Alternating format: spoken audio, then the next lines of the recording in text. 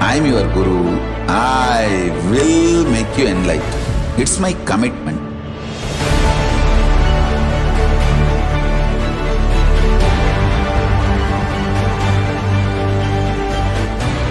Till you become Paramashiva, I won't rest. Don't worry at all.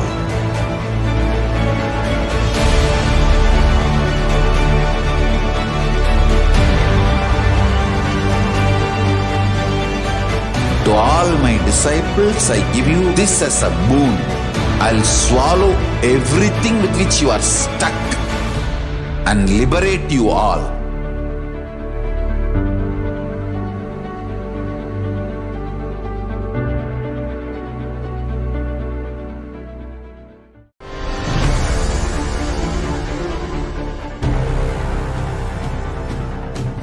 Time itself is nothing but your decision to struggle with the same rut.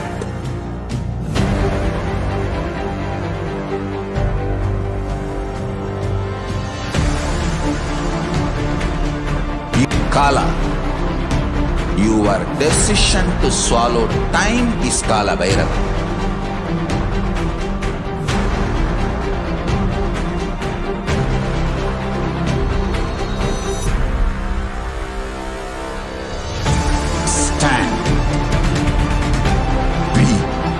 Conscious woman or man.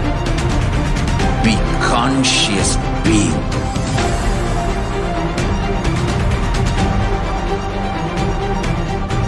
Shrink the time through conscious will persistence. Make the future into present by being ferocious with yourself.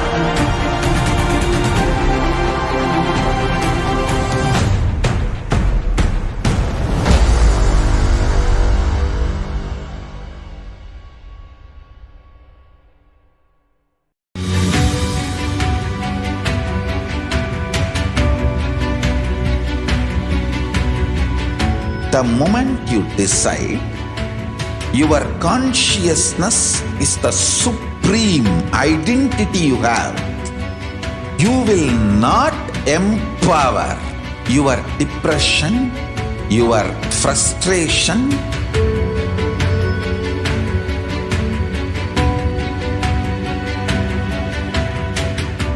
deal your problems, whether it is simple headache or depression, or the worst suicidal patterns, or life negativity, only through consciousness. Don't go for any other solution.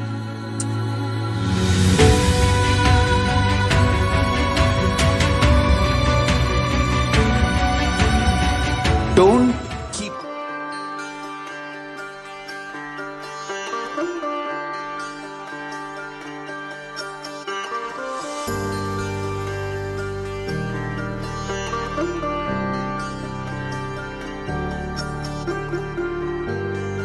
Kailasa, the good God country. Hinduism has something great to offer. Hindu God Paramashiva is good. We love him not just because he gives us what we want, but because he is good and he has so much to offer to the world that makes the best nation.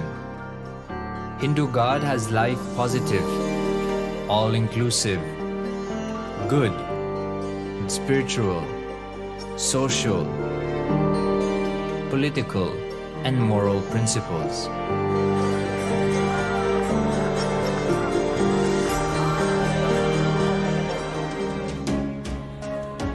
Hindu principles are guaranteed solutions for all the major problems of humanity: resettlement, violence and lawfare, impoverishment, inequality, environmental footprint, pandemic and biowar, disputes, feminist movement, women's rights, child rights, minority rights, linguistic rights, human rights. Because Hinduism has the best to offer to the world, Kailasa, standing tall since 1994, For the grand narrative of Hinduism is the good God's country. Founder of Kailasa, Paramashiva, and his 1008th incarnation, the Supreme Pontiff of Hinduism, Jagadguru Mahasannidhanam, His Divine Holiness, Bhagavan Nityananda Paramashivam, is the reviver of Kailasa, the enlightened civilization, the greatest Hindu nation.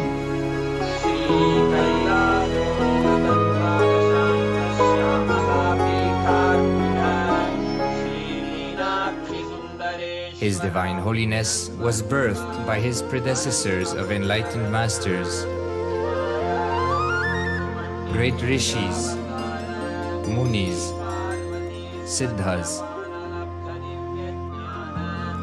who predicted and recognized His Divine Holiness, Bhagavan Nityananda Paramashivam, as an incarnation of Paramashiva, as per the science of incarnation described in Hinduism. From his first Chaturmasya at the age of 3 in the year 1980 until the age of 16 in the year 1994, the Supreme Pontiff was trained for the revival of Kailasa. He began reviving Kailasa from the age of 16 after the coronation on the 25th May 1994.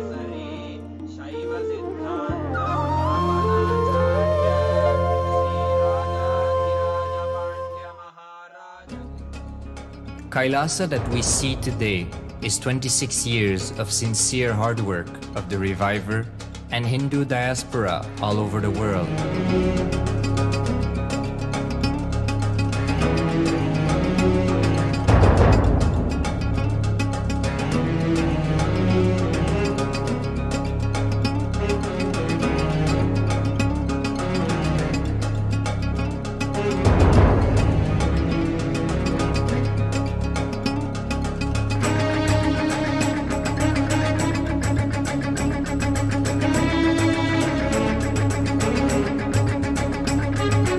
Kailasa has a potential population of 2 billion Hindus worldwide, with over 100 million applications to its citizenship already applied.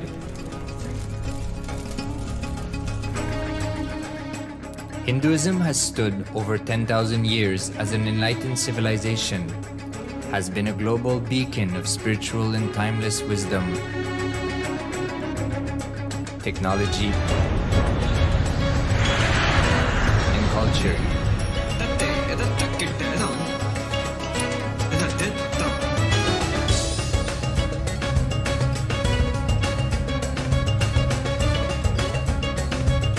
He's wearing a grey jacket. His name is Boris.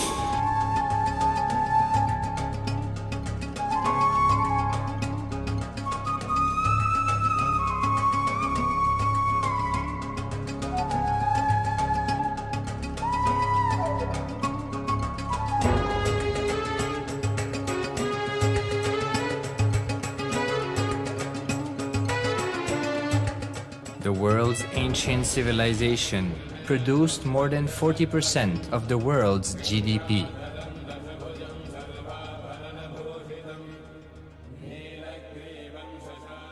Purpose of life is to experience oneness with the ultimate reality, Paramashiva. Life exists on the planet Earth for last 40 billion years, and 5 times life faced complete extinction on the planet Earth. But somewhere one DNA, one cell, living organism is thrown out of planet Earth, preserved inside a volcano rock. After millions of years comes back to Earth due to gravity or whatever reason, gets into the ocean and starts the life again. Sanatana Hindu Dharma is the conscious science to give breakthrough to your DNA through natural selection process and to your consciousness through the conscious decision process.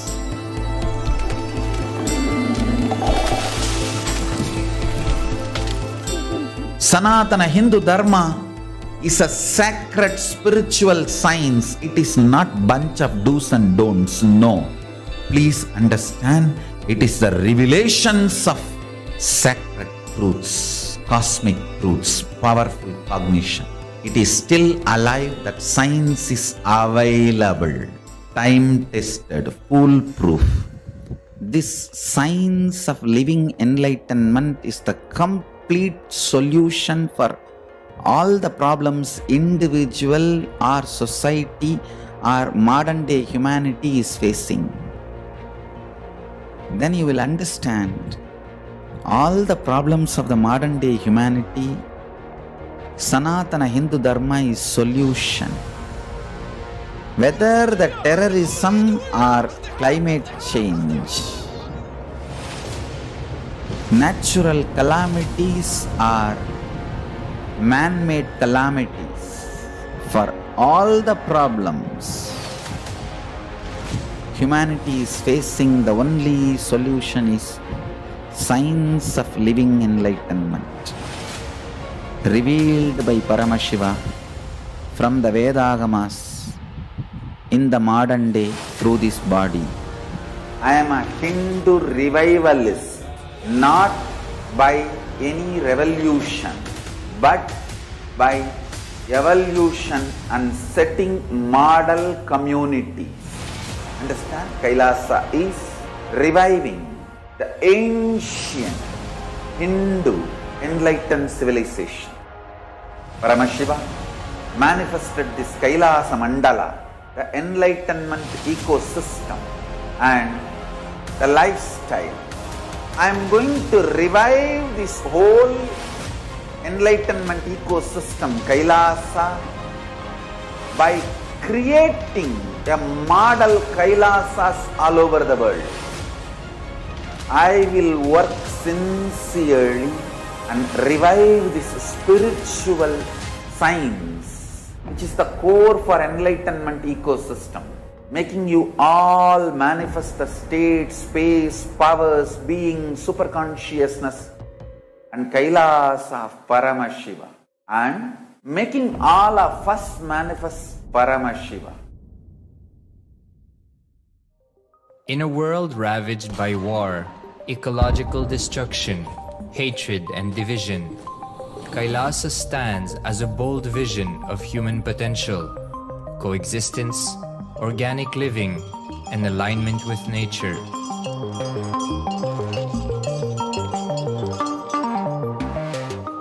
Over the past 50 years, the world has seen the creation of dozens of new countries, and so if anything, it would be odd not to see a new country formed in the 21st century. Without the protection of political legitimacy, there is an imminent danger that the great tenets, scriptures, and science of creating an enlightened civilization, which spanned 56 states, 200 kingdoms, 1700 samsthanas, and 10,000 sampradayas, will be forever lost to humanity. The Hindu diaspora are highly successful around the world. They formed the dispossessed diaspora who has been driven to other countries because they are unable to practice their religion authentically in their own country. They have flourished in countries where they have been allowed to settle with religious freedom. For example, in the United States, Hindus are the most educated and highest earning community, with 77% of them holding a bachelor's degree and 48% having an income of $100,000 or more. Although they are only 1% of the population, Hindus have launched 13.5% of the startups in the USA. They hold leadership, technical and creative positions in companies such as Microsoft, Google, Facebook, etc. This success has been repeated around the world, in the UK, Canada, Australia, etc. James Kirkup, in his 2015 Telegraph article says, British Indians are not just the most successful immigrant group in this country's recent history, but the most successful group of people, full stop. He continues, more extraordinary than the rise in numbers is how it has taken place so harmoniously and profitably for this country and those in it. British Indians, quite simply, are among the most industrious, accomplished, and credible amongst us. The best of British, if you like. The same article says that British Hindus are barely 2% of the population, but 12% of all the doctors. Australia and Canada have understood the ingredients of fast economic growth of the country and are doing everything to attract the educated, rich Hindu community. Hindus are the fastest growing migrant population in Australia. In 2017, 200% more Hindus have received invitation for Canadian Permanent Residency Program. Even now, the Hindu diaspora worldwide are the richest. No divorce, have no cases of drugs and substance abuse, lowest mental disorder, no depression. Hinduism is the only religion which neither converts nor kills. Absolutely non-violent, the elite sect of mankind.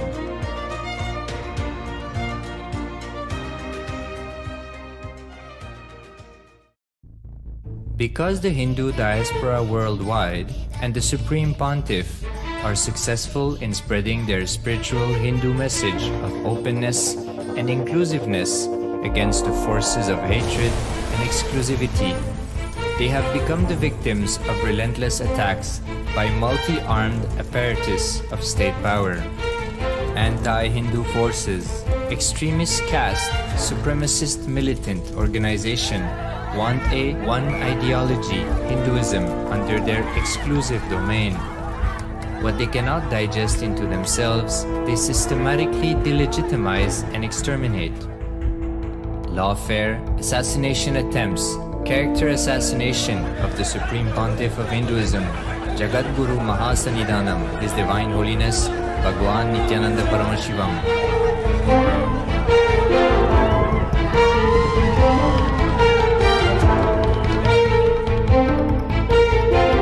Attempted assassination and assassinated Kailasians.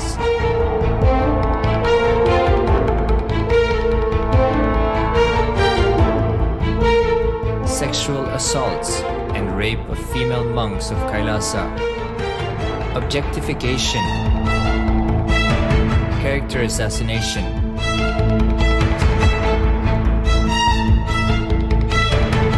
State-funded child abuse and sexual abuse on the children of Kailasa. Then I told I don't want to see a picture. Then I told I don't want to see a picture. Then they showed me a picture. State-operated embezzlement of funds, properties and assets donated by the Hindu diaspora worldwide for the purpose of the revival of Kailasa.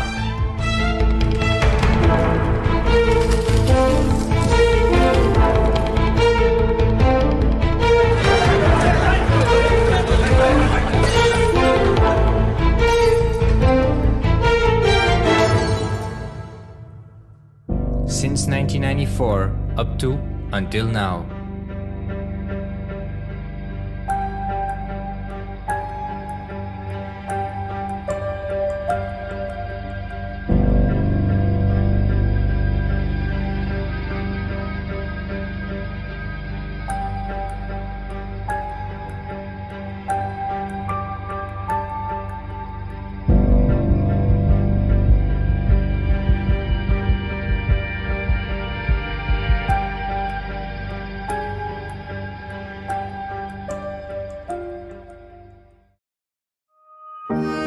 Building a nation is not a project accomplished overnight or by virtue of hope. Kailasa is the manifestation of 26 years of sincere hard work, sacrifices, integrity of the Supreme Pontiff of Hinduism, Jagadguru Mahasannidhanam, His Divine Holiness, Bhagavan Nityananda Paramashivam, and the Hindu diaspora worldwide for the past 26 years for the enlightenment of humanity.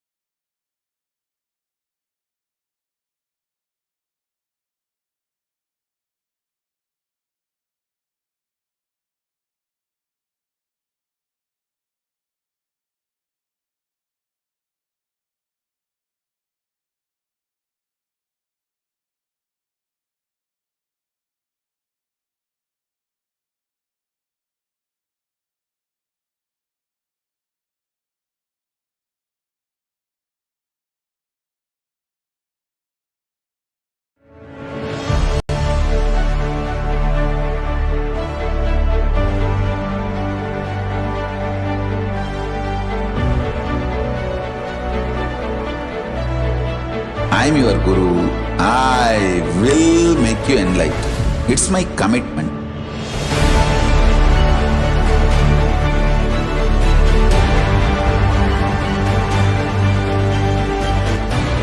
Till you become Paramashiva, I won't rest. Don't worry at all.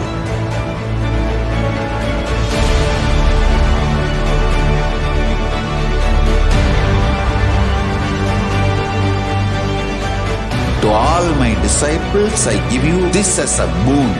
I'll swallow everything with which you are stuck and liberate you all.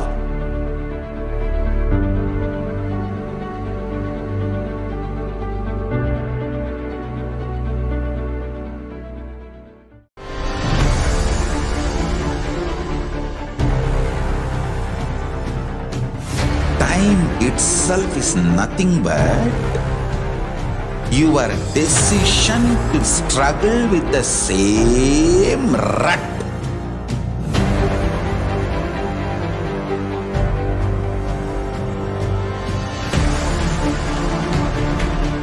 Your decision to struggle with the same rut is time, Kala. Your decision to swallow time is Kala Bhairava.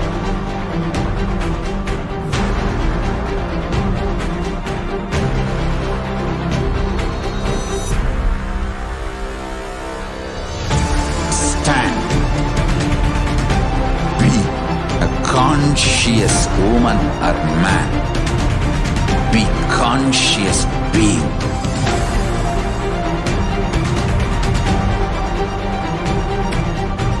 Shrink the time through conscious will persistence.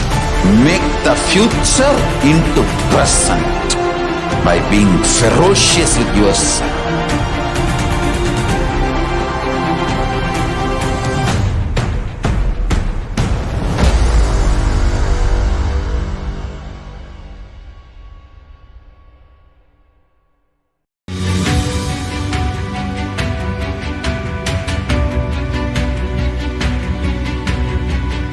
The moment you decide, your consciousness is the supreme identity you have. You will not empower your depression, your frustration,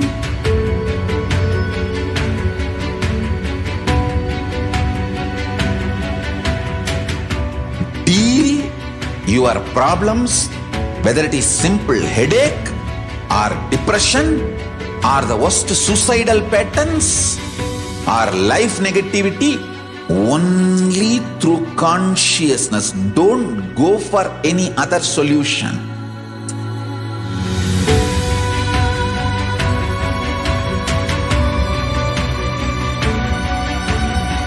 Don't keep stupid, toxic, life negative struggles inside.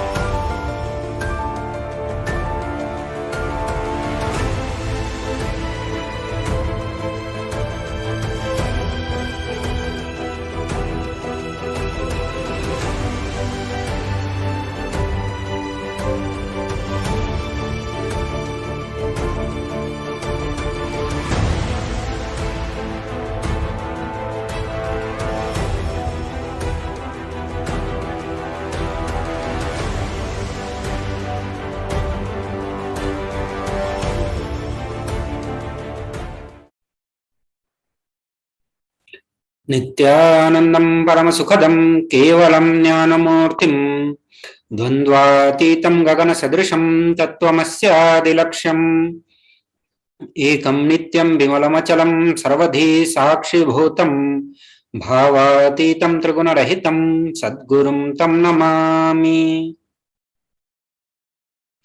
Nityanam everyone, we welcome all of you to Lord Venkateshwara Bhava Samadhi Darshan.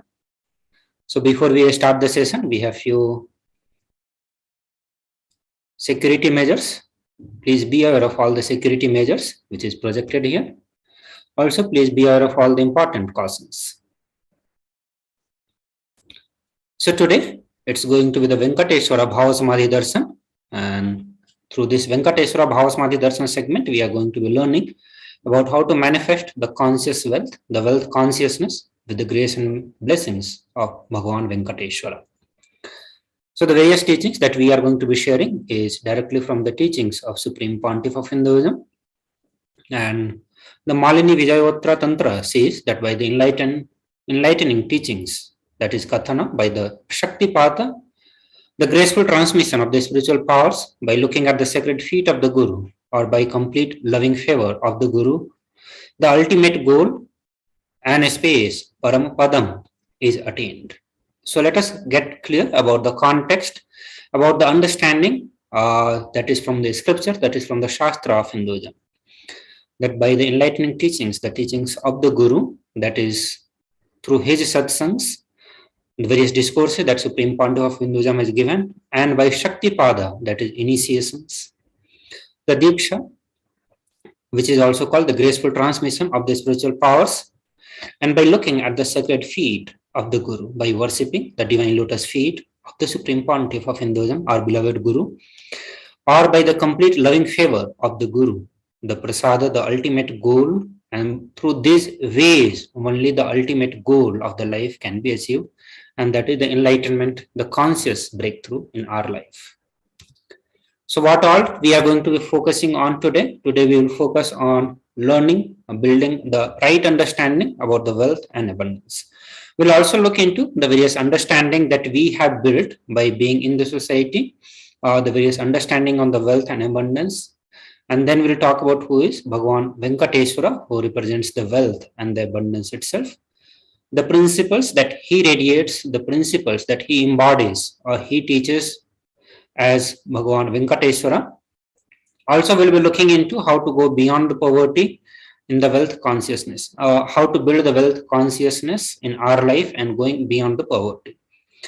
Various powerful cognitions about the wealth and abundance, and then at the end, you are going to be receiving Diksha and Darshan of Bhagavan Venkateshwara, who is manifesting through the Supreme Pontiff of Hinduism, Bhagavan Nityananda Paramashivam.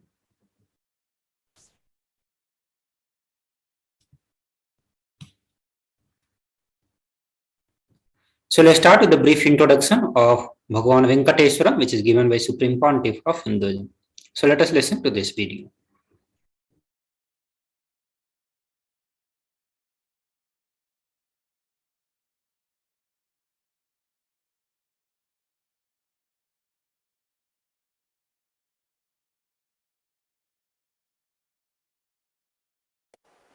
Venkateshwara.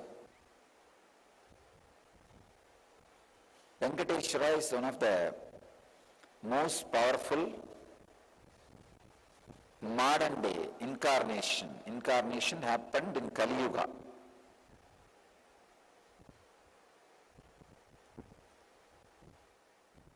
Vishnu came down to Seshadri and Bhudevi took birth as Bhatmavati, and they got married and stayed in the planet Earth with the body at least for 200 years and created a beautiful kingdom, blessing the devotees with wealth, health, all the auspicious things. Finally, decided to stand in Tirumala, making himself available to all the devotees still. Please understand the Tirumala Murti, Venkateshwara's Murti is his very body. It just became stone, that's all. That's why it is life size. The very body, how he is standing, he just became Archavatara.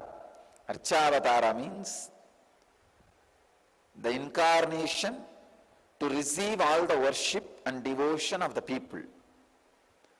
So the Srinivasa became Archavatara, standing in Tirumala and gracing the whole world, whole universe, showering wealth, health, and all the spiritual benefits.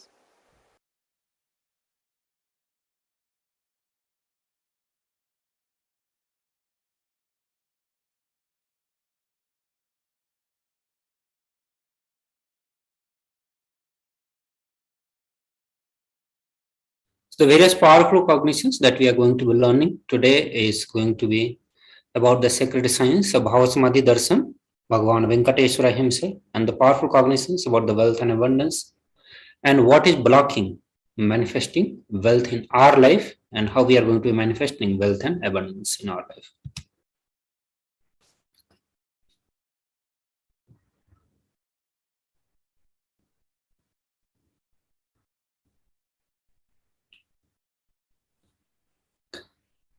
So today we are going to be learning, our learning is going to be based on Hindu scriptures, the Agamas, and Agamas emphasizes teaching or learning through these various padas, that is called Kriya Pada, Charya Pada, Yoga Pada, and Jnana Pada. So Kriya Pada, the learning that we do through the Kriya Pada, it raises our electromagnetic force of existence and connect us with the God. The Charya Pada means by living the lifestyle of enlightenment, where the self, individual, connect with all the dimensions of the world. Yoga Pada is raising our Kundalini and connecting with the Paramashiva. Jnana Pada is bringing Paramashiva in our being and making him manifest in our life. That is the knowledge that we gain and the various powerful cognitions that we embody and making it part of our life by doing the power manifestations. So how we are going to be achieving all these four padas? The learning that is going to be happening today will be by listening. So we all need to listen to the various teachings given by Supreme Pontiff of Hinduism. So we are going to be learning the various videos that we'll be sharing and the various other form of content. The next, after listening, you need to internalize. So every truth, every powerful cognition that it will be shared, we need to, after listening, it need to be internalized, and then manifesting powerful cognitions means making that the powerful cognition as part of our life, those tattva, making it as a satya for our life. Then with the darshans and the diksha, where Bhagavan Venkateshwara himself will be mirroring neuron, the various activity that happens in his brain to our brain, by awakening the various non-mechanical parts of our brain. So we'll build a brief understanding about what is Bhava Samadhi Darshan. Bhava Samadhi, so Samadhi means being one with the source, and Bhava means attitude or aspect. So Bhava Samadhi means becoming one with the source through some aspect. Darshan, which is the aspect we choose through that Bhava, being one with the source, is Bhava Samadhi, or knowing this aspect is ultimate and being in oneness with that is called Bhava Samadhi. So science of Bhava Samadhi Darshan, it functions on the two things, that divine cosmic beings are real and they manifest from Kailasa, the enlightened time-space zone, through deities and incarnations. So divine cosmic being, they manifest through Archavatara, that is deities in the temple, and through Bhava Samadhi Darshans in the Nijavatara, that is incarnations. So Bhava Samadhi Darshan awakens our Kundalini Shakti, which is the latent potential energy in every human being, and awakening of Kundalini Shakti results in extraordinary abilities expressing through us, like third eye awakening, ability to have remote vision, ability to scan anyone's body, levitations, teleportations, and materializations. The Bhava Samadhi Darshan, it awakens our Kundalini Shakti, and when the Kundalini Shakti is awakened, our whole brain becomes alive, and this influx of superconscious energy It visibly slows down the aging process and improves immunity to the disease. So with increasing level of coherence, the whole brain comes alive, turning into a superconductor of the conscious energy that heal, empower, and transform our life. The benefit of Bhava Samadhi Darshan, having darshan or even a glimpse, bring lasting transformation in us, cleansing lifetime of karma, and raising you to the next level of superconscious breakthrough, like hitting the reset button on our being. During Bhava Samadhi Darshan, our neurons mirror that of the avatar, and mirror neurons activate and process all the observed movements or informations of the avatar just by seeing. That means our entire body silently and without any movement recreates what is happening, distances far away, experiencing a superconscious energy radiated by the avatar. So look into the brief introduction of Supreme Pontiff of Hinduism, Bhagavan NITHYANANDA Oranshu, who is the reviver of Kailasa, a macrocosmic, ancient, enlightened Hindu civilizational nation. Supreme Pontiff of Hinduism is the 1008th incarnation of Paramashiva as per Hinduism, recognized by his predecessors who are enlightened masters and adepts. Supreme Pontiff of Hinduism has made the science of power manifestation, yoga, and temple-based universities a lifestyle for humanity. The Supreme Pontiff of Hinduism is ordained as 233rd Guru Mahasannidhanam of Kanchi Kailasa Sarvanyapitham, the incumbent Emperor of Suryavamsa Surangi Samrajyam, and he is the present 293rd Jagat Guru Mahasannidhanam of Kailasanatta Shyamala Pitha Sarvanyapitham. He is the present Mahamandaleshwar of Mahanirvani Akhara, which is the largest apex monastic order. The Supreme Pontiff of Hinduism is the 1008th Acharya Mahamandaleshwar, the head of all spiritual leaders of Atal Akhara, present 23rd Guru Mahasannidhanam of Dharma Mukti Swargapuramadi, elected as the Supreme Pontiff of Hinduism by a congregation of over 1,000 Hindu pontiffs. He is revered as the teacher of Hinduism, most prolific, most viewed, read, and watched. He has authored more than 300 books, 10,000 articles in 3 languages, that is English, Tamil, and Sanskrit, translated into the 50 languages with over 1,000 titles. Over 20 million copies of books and articles has been sold, read, and downloaded. Over 10,000 hours of discourses has been delivered by Supreme Pontiff of Hinduism. He has enriched over 1 million lives digitally. He is respected as the commentator of all the sacred scriptures such as Upanishads, Bhagavad Gita, Shiva Sutras, Brahma Sutras, Yoga Sutras, and Ashtavakra Gita, Jnana Sutras, and various other scriptures of Sanatana Hindu Dharma. He is honored as the leader of Hinduism, the most awarded, internationally recognized Hindu leader. He is the reviver of 108 ancient Hindu sampradaya, including the Rudrakanyas, Rudras, Rishis, Rishikas, Bhairava, Bhairavis, Sannyasis, and various other sampradaya. He has established the largest Hindu university, that is Kailasa Nityananda Hindu University, in the world with the satellite campuses in 150 countries. He is the establisher of 1,000 plus Kailasa enlightenment ecosystem. He is the founder and reviver of over 100 Sarvanyapithas, the collector of the largest Hindu library with over 1 million books, 1 million palm leaf scriptures, and over 20 million digital books. So with this, we'll be moving to the next segment, that is going to be introduction of science of power manifestation. And we'll be talking about the various aspects of science of power manifestation and what the science of power manifestation is defined as per the Hindu scriptures. So we'll do so after a short break. Please stay tuned.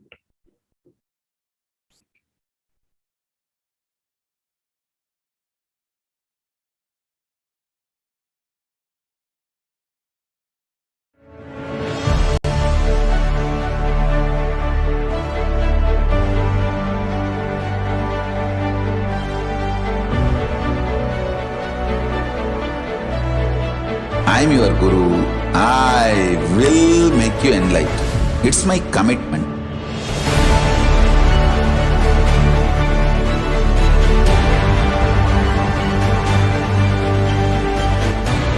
Till you become Paramashiva, I won't rest. Don't worry at all.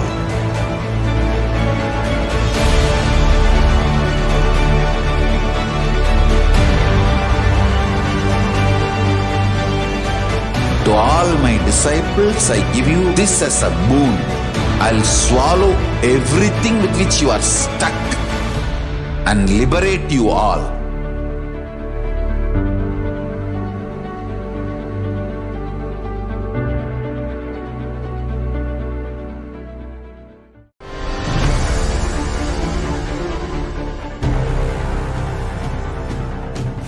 Time itself is nothing but your decision to struggle with the same rut.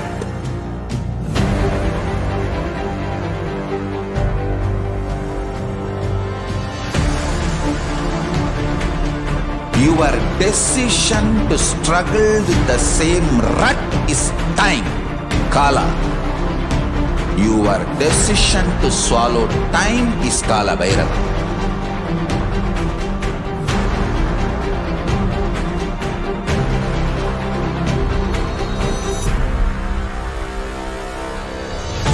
Stand. Be a conscious woman or man. Be conscious being.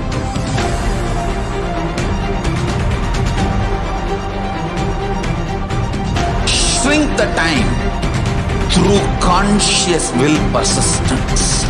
Make the future into present by being ferocious with yourself.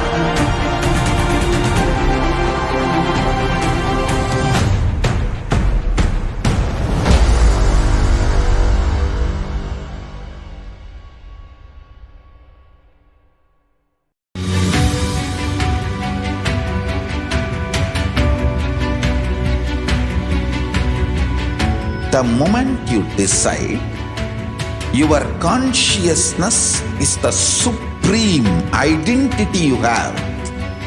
You will not empower your depression, your frustration,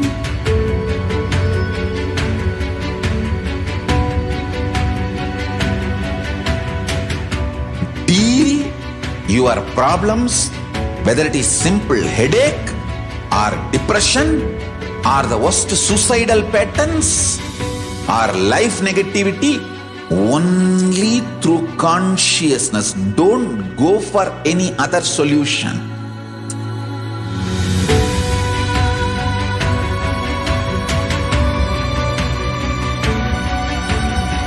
Don't keep stupid, toxic, life negative struggles inside.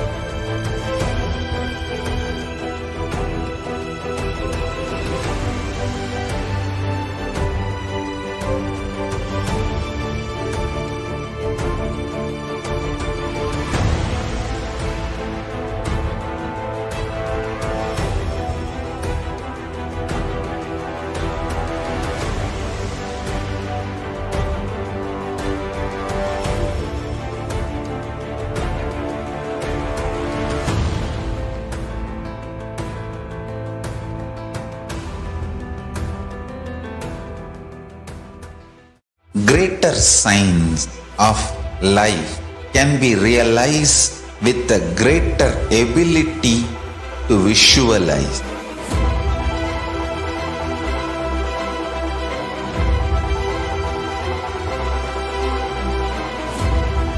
Greater science is the equivalent word for Hinduism.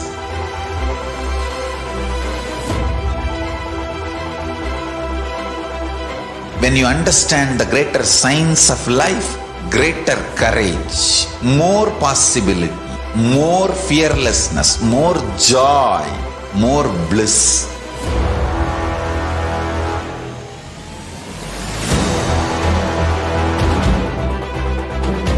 When you visualize Paramashiva with 25 heads, 75 eyes, 50 hands, your consciousness becomes ferocious, and that ability to visualize, you will get involved in everything deeply.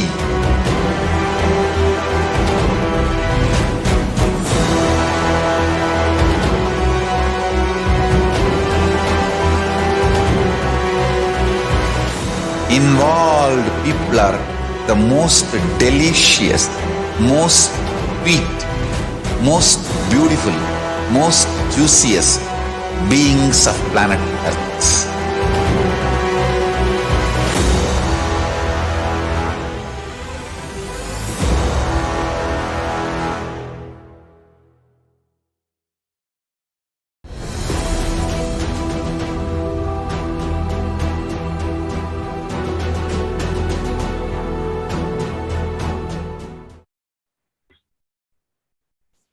Nityananda everyone, welcome back to the Bhava Samadhi Darshan. So in this segment, the Balasans, the Nityananda Yogis, the initiated disciples of Supreme Pontiff of Hinduism, will now be demonstrating the powers of third eye and sharing with all the experiences and result of extraordinary manifestation of the divine powers awakened in us through the initiation, and that is Diksha.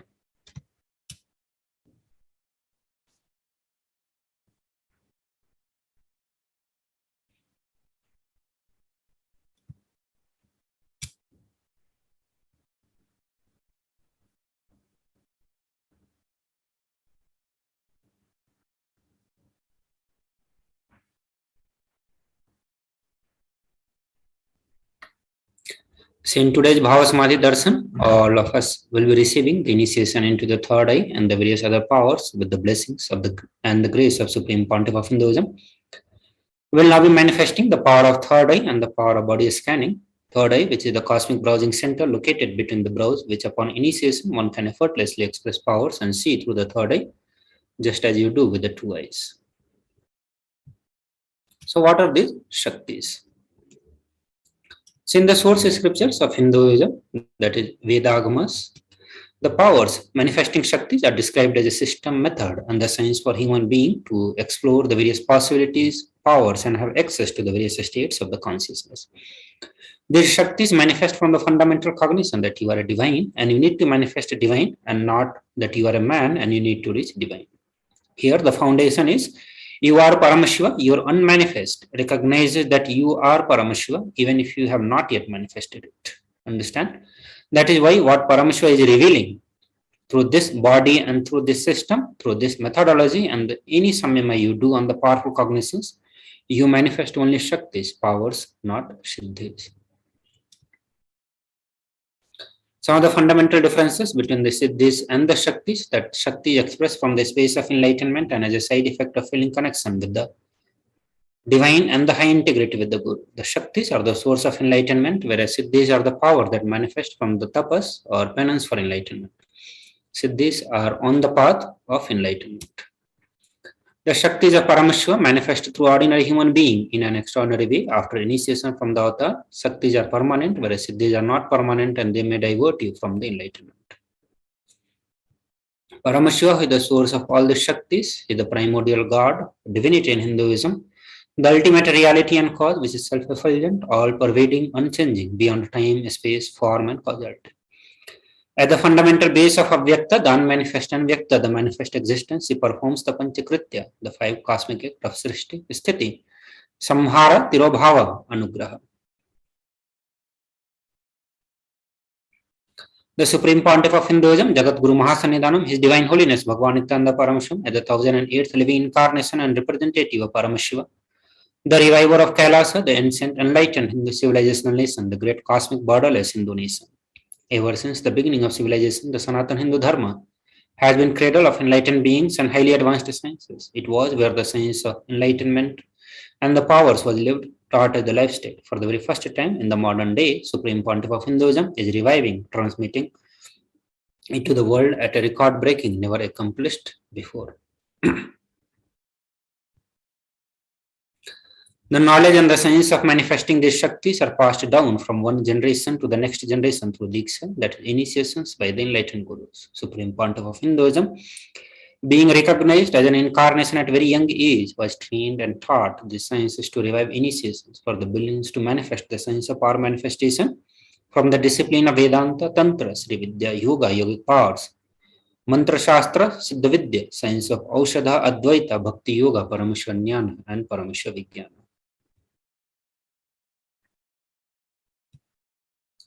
So how do we awaken these Shaktis in us? So every ultimate truth, when mapped into our consciousness, it manifests as possibility and power of every being.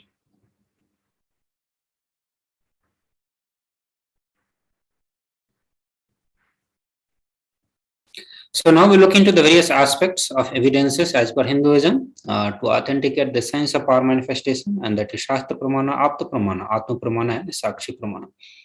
Shastra Pramana are eternal, unchangeable truths revealed in the source scriptures. Apta Pramanas are the experiences and a result of Apta authorities of Hinduism, the Vedic rishis, scientists who time tested and verified the science. The Atma Pramana, or the account of Supreme Pontiff of Hinduism, Bhagavan Nityananda Paramashivam, this millennium's avatar personal experience of power manifestation, and the Pratyaksha Pramana, or empirical evidences from the observations and the scientific experimentations. Vedas are the ultimate superior authorities for Hindus. Vedas are the pure science where the ultimate truths are explained. Agamas are the scriptures where the applied technology, the applied science is expanded. Vedas and Agamas, Veda-Agamas are given the status of Shruti as they are directly revealed by Parameshwar. They are ultimate, eternal, unchangeable truths. A reference cited from the Shastra or the source scriptures is called Shastra Pramana.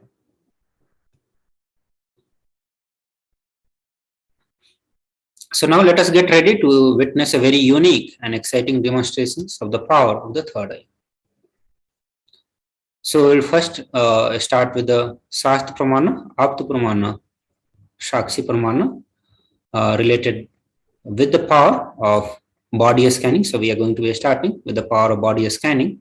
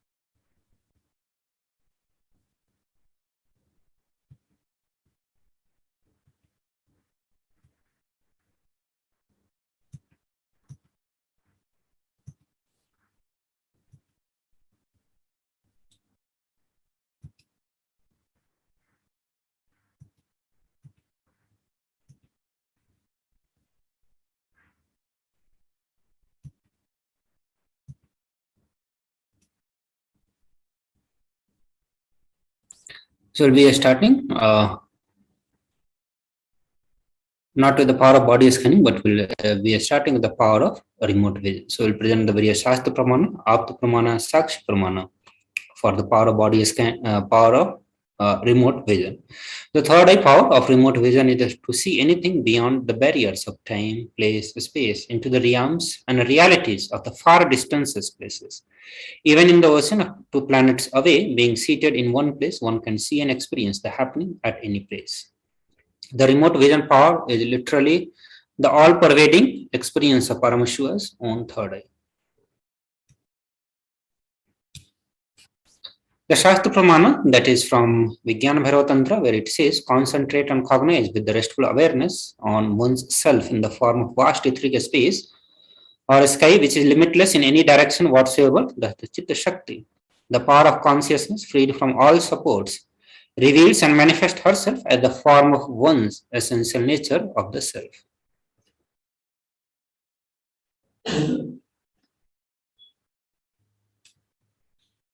The Atu Pramana is from the Mahabharata. In the Hindu Purana Mahabharata, the whole war.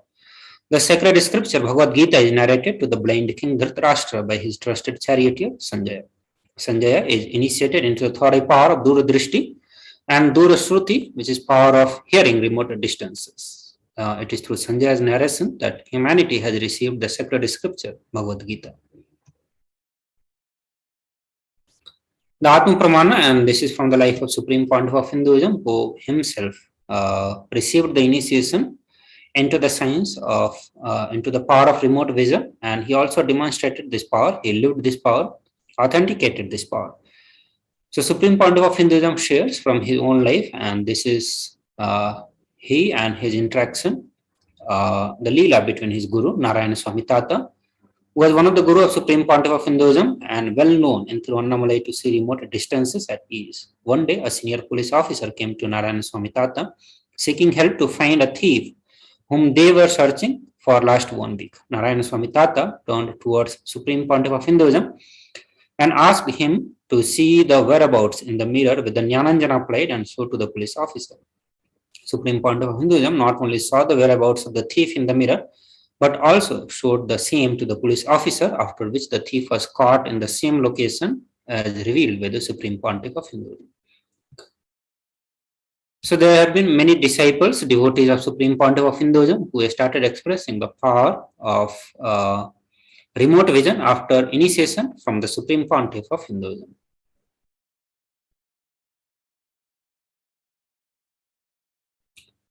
So now we'll be moving to the next segment, and that's going to be introduction about the Venkateshwara Bhava Samadhi Darshan. We'll do so after a short break.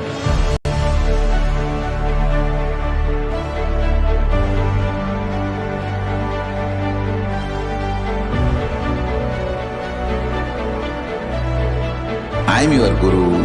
I will make you enlightened. It's my commitment.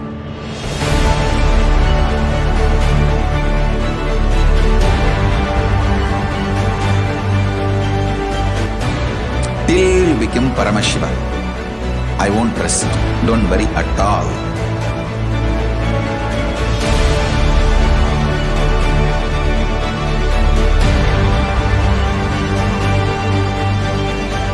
To all my disciples, I give you this as a boon. I'll swallow everything with which you are stuck and liberate you all.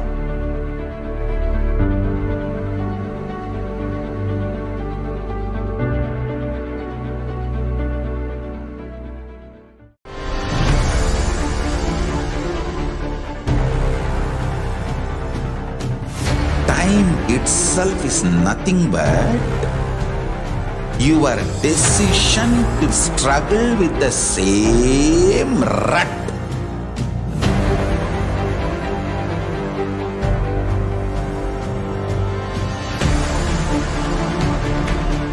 Your decision to struggle with the same rut is time, Kala. Your decision to swallow time is Kala Bhairava.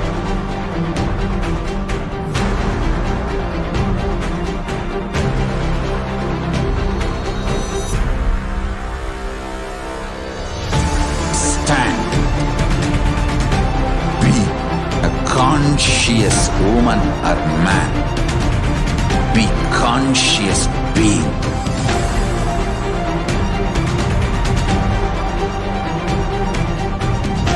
Shrink the time through conscious will persistence. Make the future into present by being ferocious with yourself.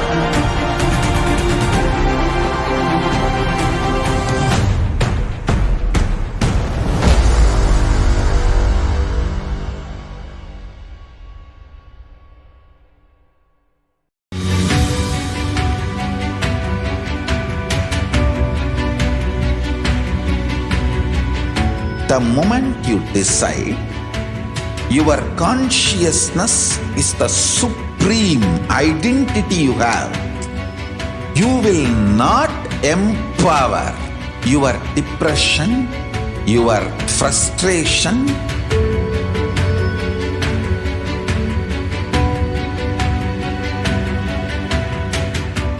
deal your problems, whether it is simple headache or depression or the worst suicidal patterns or life negativity, only through consciousness. Don't go for any other solution.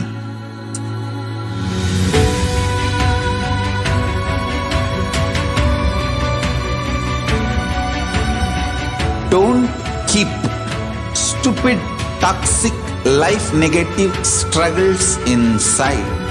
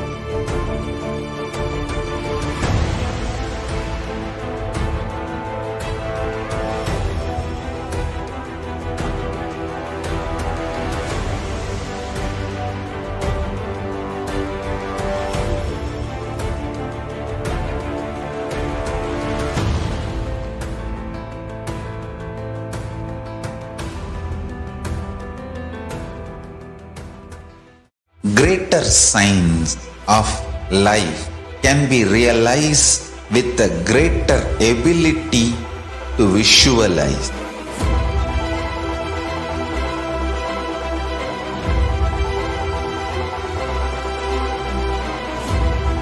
Greater signs is the equivalent word for Hinduism.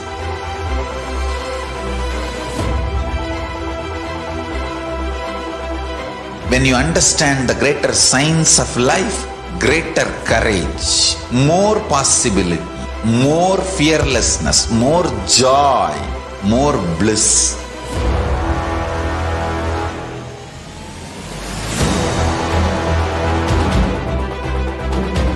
When you visualize Paramashiva with 25 heads, 75 eyes, 50 hands, your consciousness becomes ferocious, and that ability to visualize, you will get involved in everything deeply.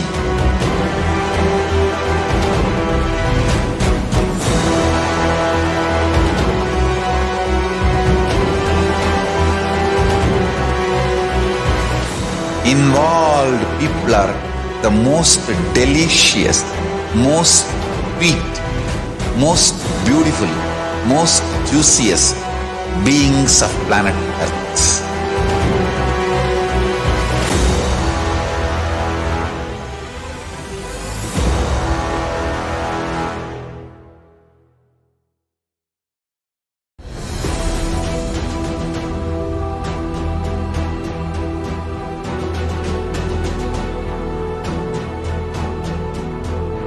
Your conscious consciousness as power at this moment to swallow, digest, clean up all negativity and all toxins.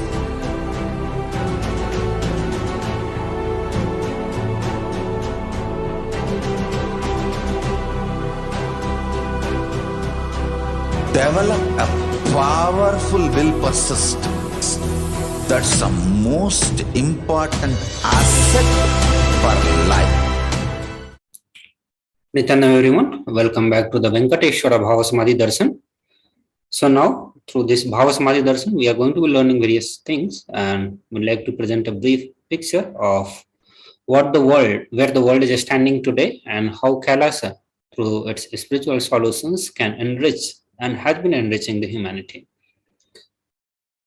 So today, when we look at the world today, and the 18 years of growth has been wiped out in the 2 months. So from the time the COVID pandemic has started, even after the COVID pandemic, the various conflict that started between the various power centers have wiped out the growths that has happened in last 17, 18 years.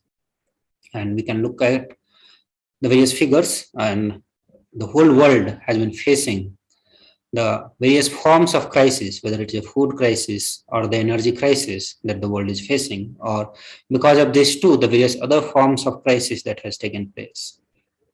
Whereas Kailasas, through the spiritual solutions, when it brings the right understanding about building the wealth consciousness, and it has demonstrated that a Hindu economy has been stable for the thousands and thousands of years without any fluctuations or any kind of crisis facing in between.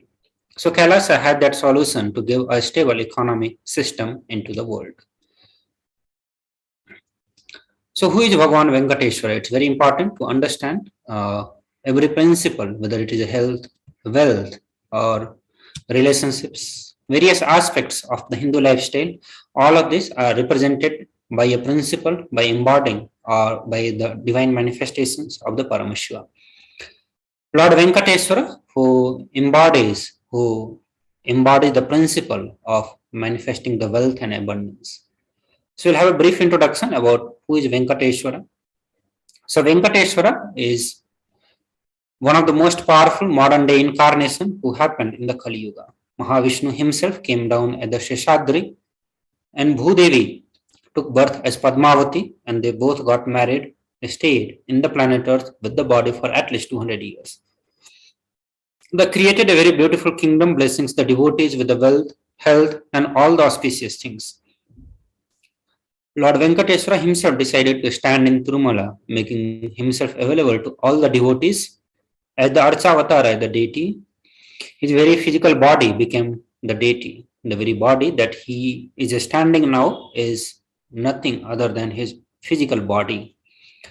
So Archavatara means the incarnations in the form of deity to receive all the worship and devotions of the devotees. So Bhagavan Venkateshwara, Srinivasa himself became the Archavatara standing in Tirumala, gracing the whole world, the whole universe, showering wealth, health, and all the spiritual benefits. Venkateshwara has Sri, that is Devi Mahalakshmi, the goddess of wealth and prosperity, within his chest. So Vaidurya, which is one of the jewels that Lord Venkateshwara wears, this is the one jewel which Bhagavan Venkateshwara is wearing, which has no value, which cannot be put any value for this. So on Venkateshwara right chest, he is having the world's costliest jewel, and he wears it on Vaikuntha Ekadasi day on the Srivatsa. That jewelry is called Vaidurya, and the Vaidurya diamond is at least 1,000-year-old, maybe older than the diamond itself. This jewel has come out of the churning of the Milky Ocean, and there is only one piece available in the planet Earth, and that the Bhagavan Venkateshwara has it. So now we'll look into the power of the energy field of Tirupati, which is Bhagavan Venkateshwara. So Ramanuja, who was a great enlightened master, who was staying in the Tirupati Tirumala with his disciples. So one day he was getting ready for the pilgrimage back. He packed his bag, some food, walked all the way, full day along with his disciples. So evening they reached the downhill and they opened their food for eating. They found a lot of ants in the food. The disciples started cleaning all the ants, but Ramanuja stopped it and he said not to do that, and he just packed the whole food safely, not leaving even one ant. He walked back all the way up without any food, especially in the night, and all the disciples were wondering what is happening. After going to the top of the hill again, Ramanuja opened the food and said, now leave all the ants here because we do not know how many janmas they meditated and did punya to take birth in the presence of the Tirumala, the very energy field of Lord Venkateshwara. And that's why we do not have any right to take them out of this energy field and leave them somewhere else. Even when the masters become deities, the siddhas comes to live around their presence. When the deity becomes master, naturally all the siddhas, all the higher level beings come to live around them. So even the ants, to taking the body as the ant in the spiritual field of Tirupati, Tirumala needs the punya of the lifetimes, the blessings of the lifetime to take birth. And that is the greatness of the energy field of Lord Venkateshwara. The Narayana Suktam says that this universe is eternal being, that is Narayana, the imperishable, the supreme, the goal multi-headed and multi-eyed, the resplendent, the source of delight for the whole universe. And this is the glory of Lord Venkateshwara. The Brahmanda Purana also contains Sri Bhagavan Venkateshwara Sahasranamam, which occurs as the conversation between the sage Vasishtha and sage Narad. And also Venkateshwara Stotra, Stotram, which is the 1008 names of Venkateshwara, says that in Krita Yuga, Lord Narsimha, in Treta Yuga, Lord Sri Rama, in Dwapar Yuga, Lord Sri Krishna, and in the Kali Yuga, Lord Venkateshwara are called as the Pratyaksh Daivam. Supreme Pontiff of Hinduism has a very personal relation with the Lord Venkateshwara, and this divine Leela he is sharing from his very own life, how Lord Venkateshwara manifested in him as his very muscle memory. Supreme Pontiff of Hinduism shared that I have a very strong connection with the Venkateshwara, and my mother came to know that she was carrying me when she was on a pilgrimage to Lord Venkateshwara in Tirupati. So her mother did the Anga Pradakshina, and after that she vomited. Usually people vomit after the Anga Pradakshina, and the people around her, a family member gave her the prasada of laddu, and after that again she vomited. The elders saw the pearls and confirmed that she was carrying Supreme Pontiff of Hinduism. And that's how Supreme Pontiff of Hinduism recognized that the first sweet that he got was from Lord Venkateshwara. And from that time, Supreme Pontiff of Hinduism has a very strong feeling connection with the Lord Venkateshwara. He himself is, his muscle memory is none other than the Lord Venkateshwara himself. The Vishnu Sahasranama Phalasruti talks about the benefits of worshipping Bhagavan Venkateshwara, the Phalasruti, the benefits. And it says he becomes endowed with the great reputations, become the foremost among the kith and kin. He acquires undiminished wealth in this world and unexcelled prosperity. Bhagavan Venkateshwara bestows all the Ananta Kalyana Gunas, and the one who worships him receives abundance in the wealth and all other dimensions of the life. So in today's Bhava Samadhi Darshan, Lord Venkateshwara is manifesting through the Nijavatara, the 1008th living incarnation of Paramashiva, the Supreme Pontiff of Hinduism, Bhagavan Nityananda Paramashivam. So receive the blessings and the initiations to awaken the wealth consciousness in you. So in Sanatana Hindu Dharma, we have two dimensions of the wealth creation, and that is Shankhanidhi and Padmanidhi. Means these are the two ways on how we can create wealth, how we can manifest or create the wealth in our life. So Shankhanidhi means the conquered wealth, means conquered from the natural wealth, natural resources, natural sources. Padmanidhi means flowered wealth, like a lotus created. So Padmanidhi is made to flower from the natural resources.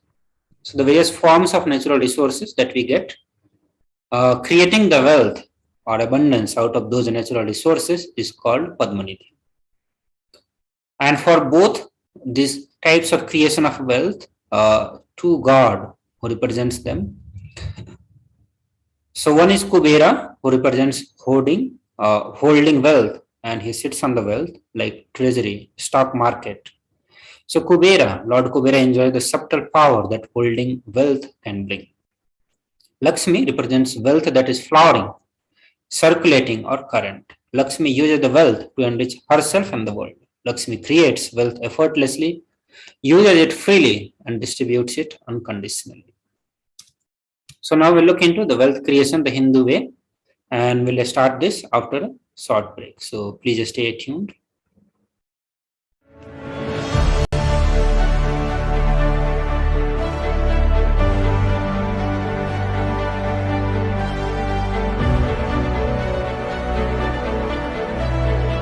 I am your Guru.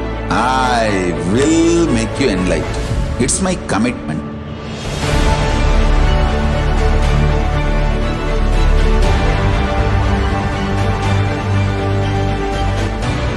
Till you become Paramashiva, I won't rest. Don't worry at all.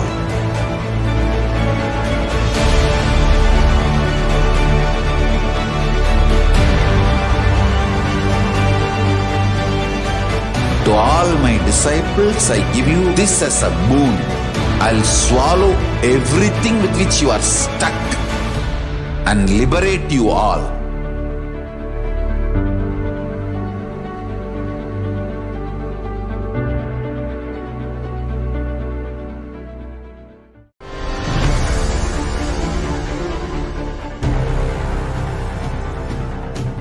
Time itself is nothing but your decision to struggle with the same rut.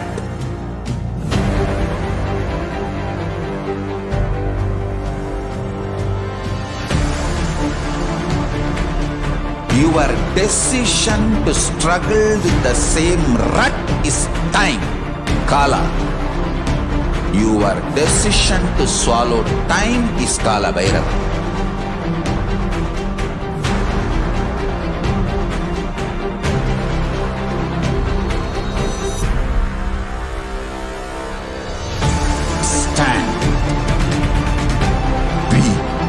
Conscious woman or man, be conscious being.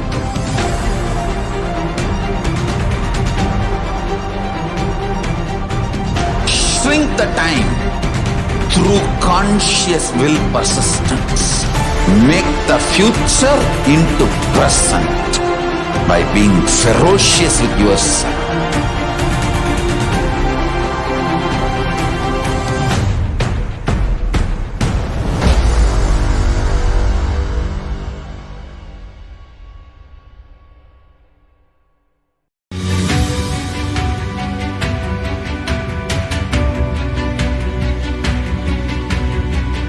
The moment you decide, your consciousness is the supreme identity you have.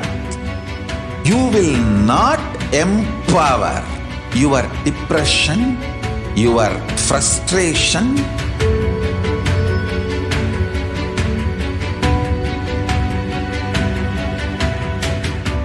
deal your problems, whether it is simple headache or depression or the worst suicidal patterns or life negativity, only through consciousness. Don't go for any other solution.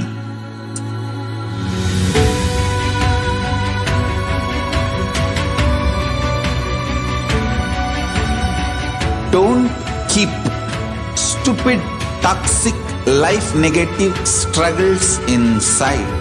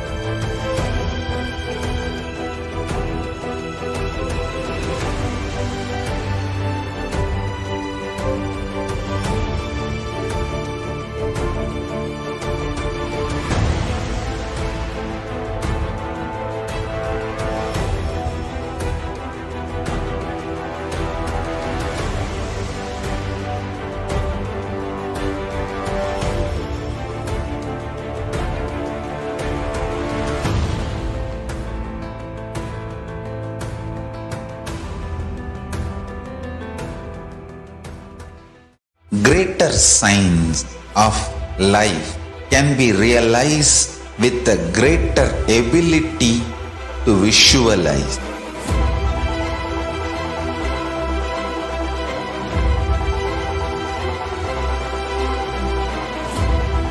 Greater signs is the equivalent word for Hinduism.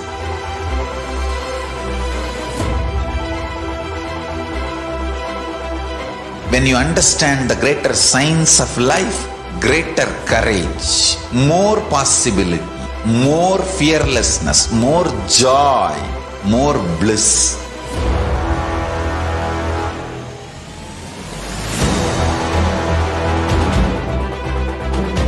When you visualize Paramashiva with 25 heads, 75 eyes, 50 hands, your consciousness becomes ferocious, and that ability to visualize, you will get involved in everything deeply.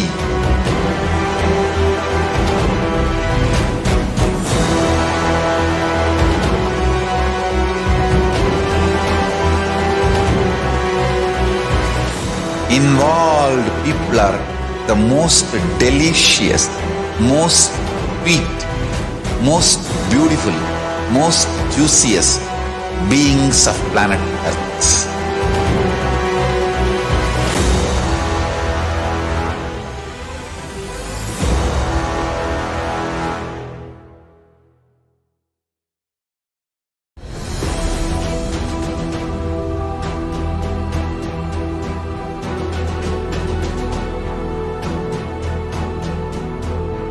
Your consciousness as power at this moment to swallow, digest, clean up all negativity and all toxins.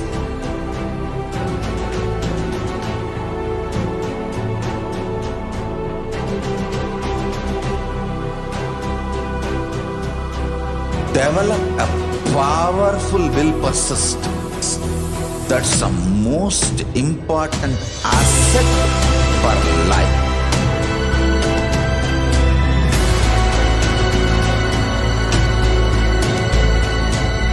I am not giving you some life positive blah blah. I am giving you the facts of life. I am triggering your consciousness.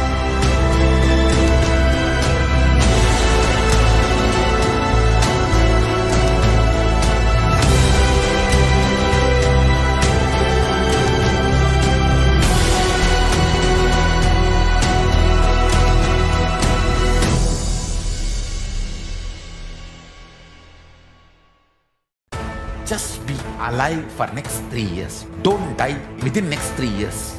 I guarantee you, I will reach you wherever you are.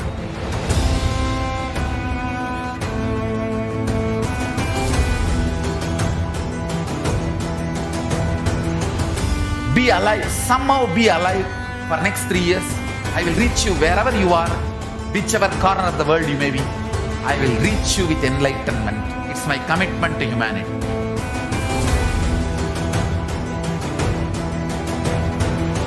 I'm going to empower, enlighten each and every one of you with the fuel and energy of the parallel universe.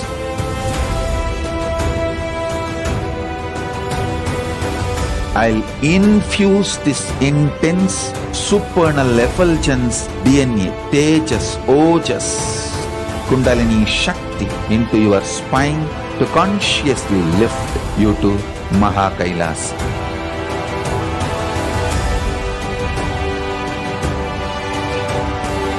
It is irreversible permanent enlightenment, irreversible power manifestation, irreversible permanent empowerment.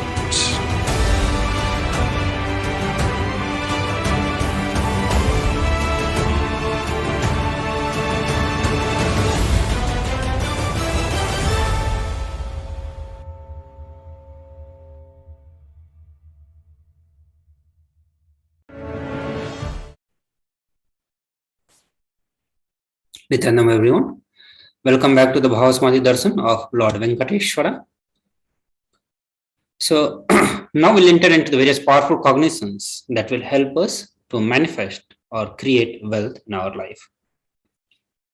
So Supreme Pontiff of Hinduism shares that life can be equated to two things. One, the ability to achieve what we want in inner or outer world. The second, just getting stuck in both the world.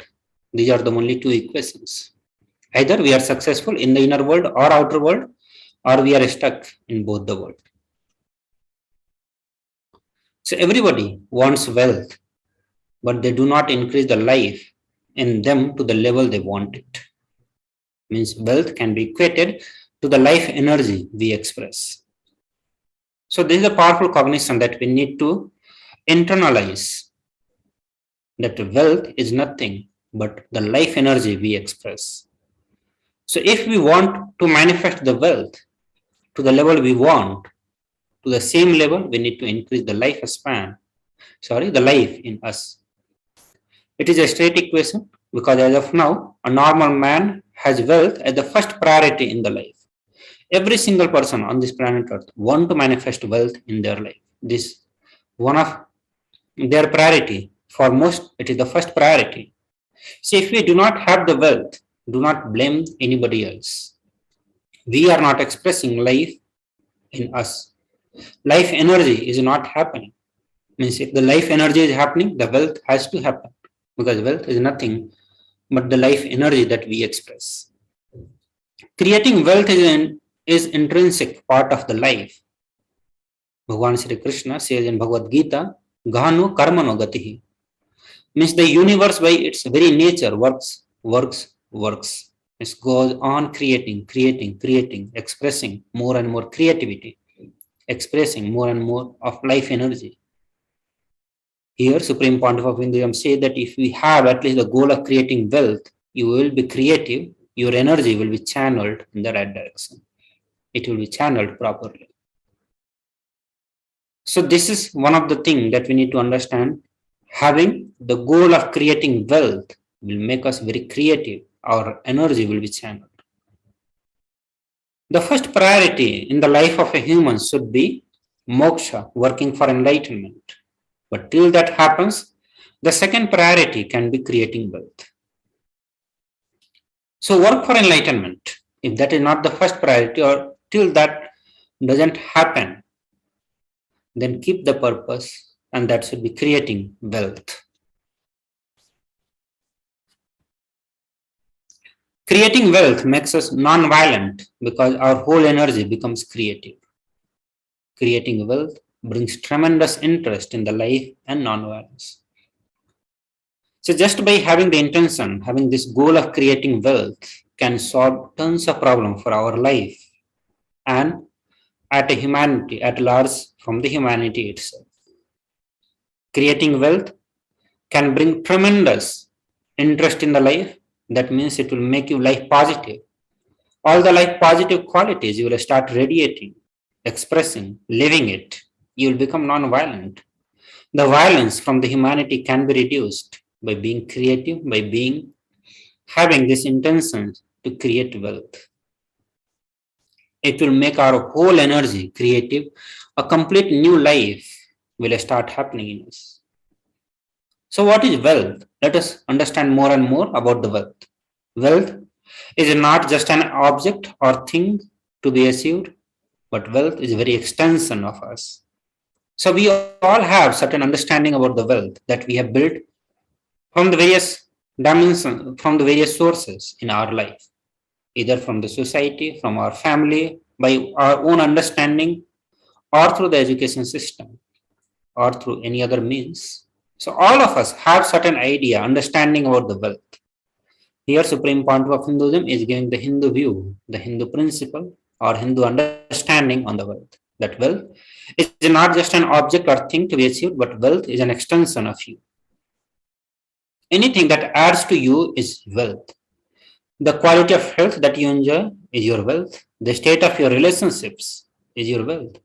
The fulfillment you experience in your career is also your wealth, your mental state, your sense of inner fulfillment. All these are the measure of success. with which we have created wealth in our life. So these all are the direct measure of wealth in our life. So wealth is not just an object, we need to understand. We are not saying that it is an object or it is not an object, but it is not just an object that we think of. Means wealth is not just the money, the bank balance that we have, or the real estate that we have, or the various assets that we possess, but it is also the quality of health that we enjoy, the state of our relationships. The more better, more fulfilling relationship that we have is the wealth that we have. The fulfillment that we experience in our career is the wealth. The mental state, the healthy mental state, our sense of inner fulfillment. All these are the measures of the success with which we have created wealth in our life. So wealth is not just money or the currency. Money is also one wealth. Currency is also one wealth.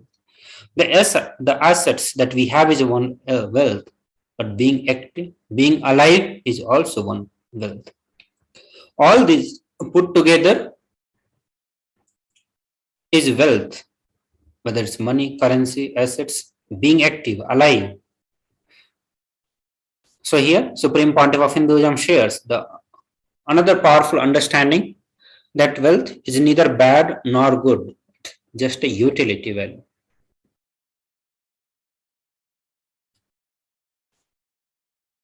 So wealth consciousness, we will explore on wealth consciousness. So wealth consciousness means making a clear decision to break out of all the myths and the mental patterns that improvise us and draw us again into the poverty cycle. So let me repeat it again. That wealth consciousness means making a clear decision for what? To break out all the myths and the mental pattern that draws us again and again into the poverty cycle. So we do not manifest our desire, but we manifest the cognition. And this is where we introduce the mental pattern, breaking the various myths and the mental pattern that draws us again and again. And that's why we need to understand that we do not manifest the desire, but we manifest the cognitions, what we cognize and perceive as the reality. So many of us say that I really desire wealth, but deep down we believe that wealthy people are arrogant people. They are bad people. They do a lot of wrong things. If you believe wealthy people are arrogant, bad, wrong, they do many wrong things. They exploit others. If you have that belief, how you are going to manifest wealth in your life?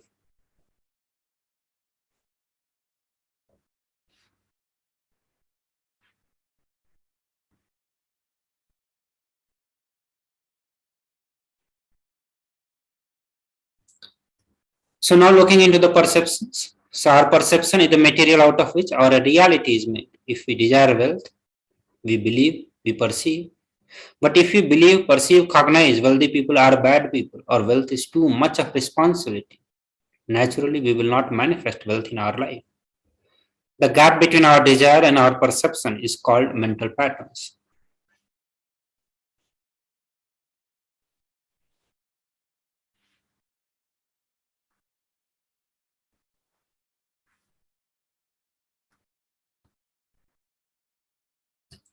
So let us now look at the belief that we carry about the wealth. So this is the common belief, we can also call that as a superstitions. The collective superstitions, the collective belief that we have about the wealth. And these are actually an obstacle in the way of creating wealth in our life. These are the mental patterns and the myths that always, again and again, pulls us to live in the poverty cycle. So the first common belief that we all share, that wealthy people are arrogant and they are the bad people. We carry this deep resistance of wealth.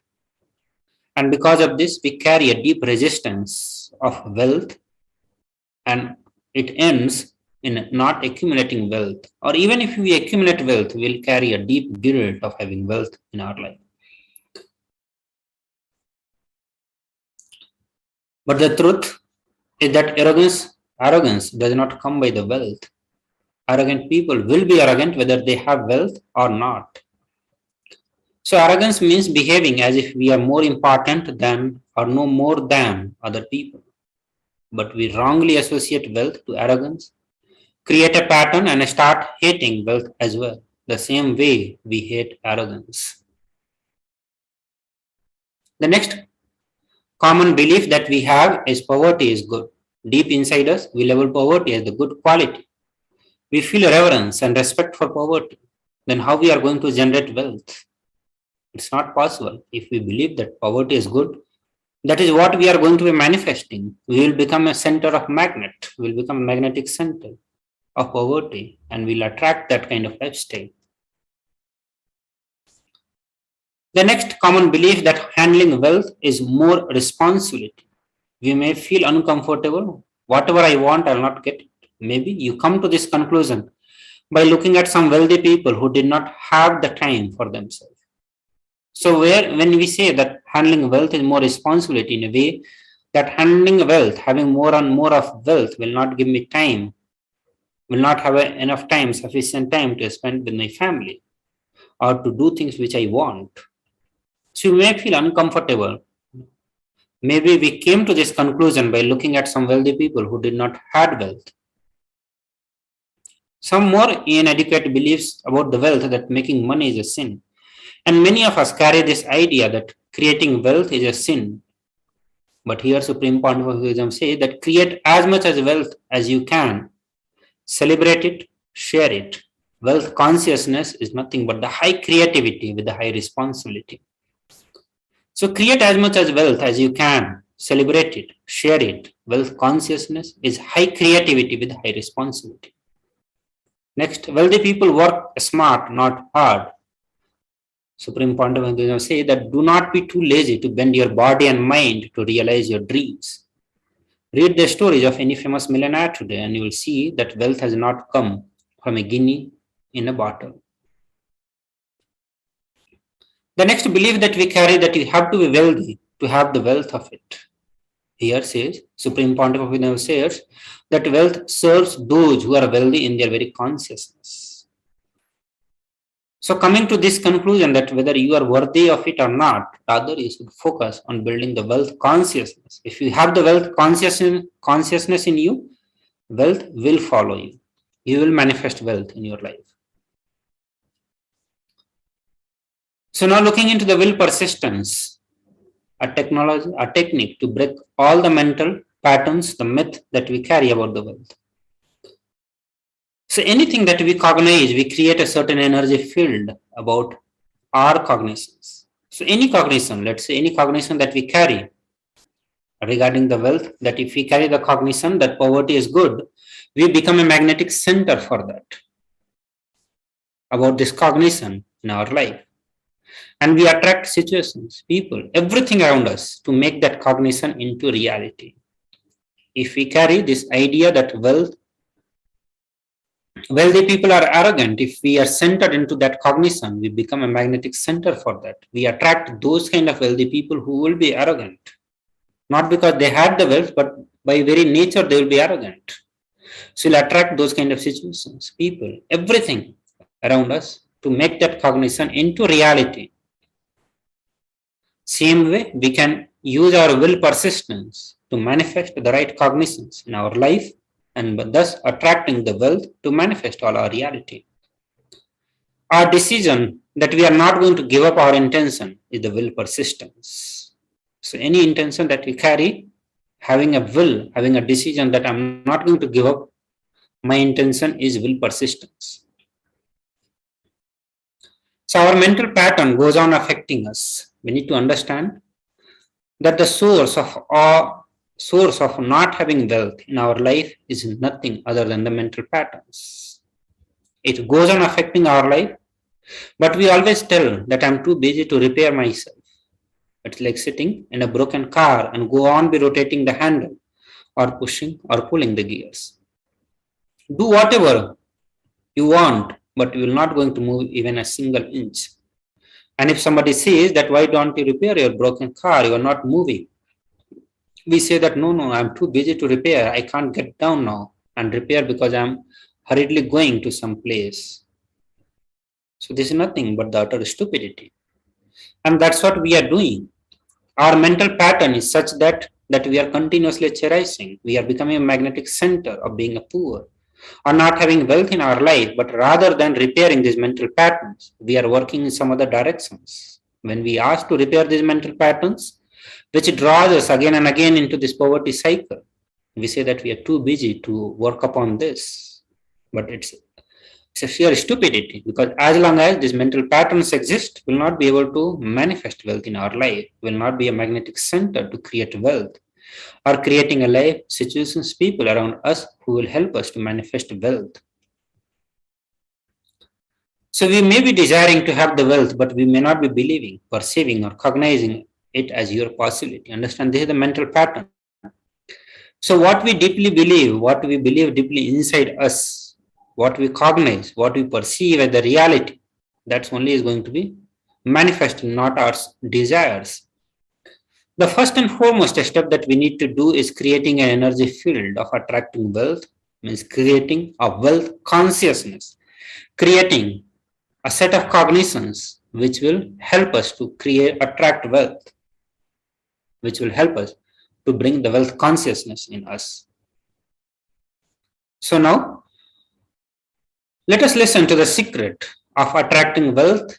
And this is from the workshop Secret of Attracting Wealth, where Supreme Pontiff of Hinduism will share on how to build the wealth consciousness, how to get out of the mental patterns which pulls us again and again into the poverty cycle.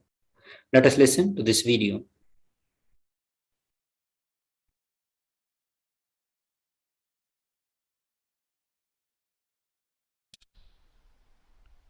The first step we need to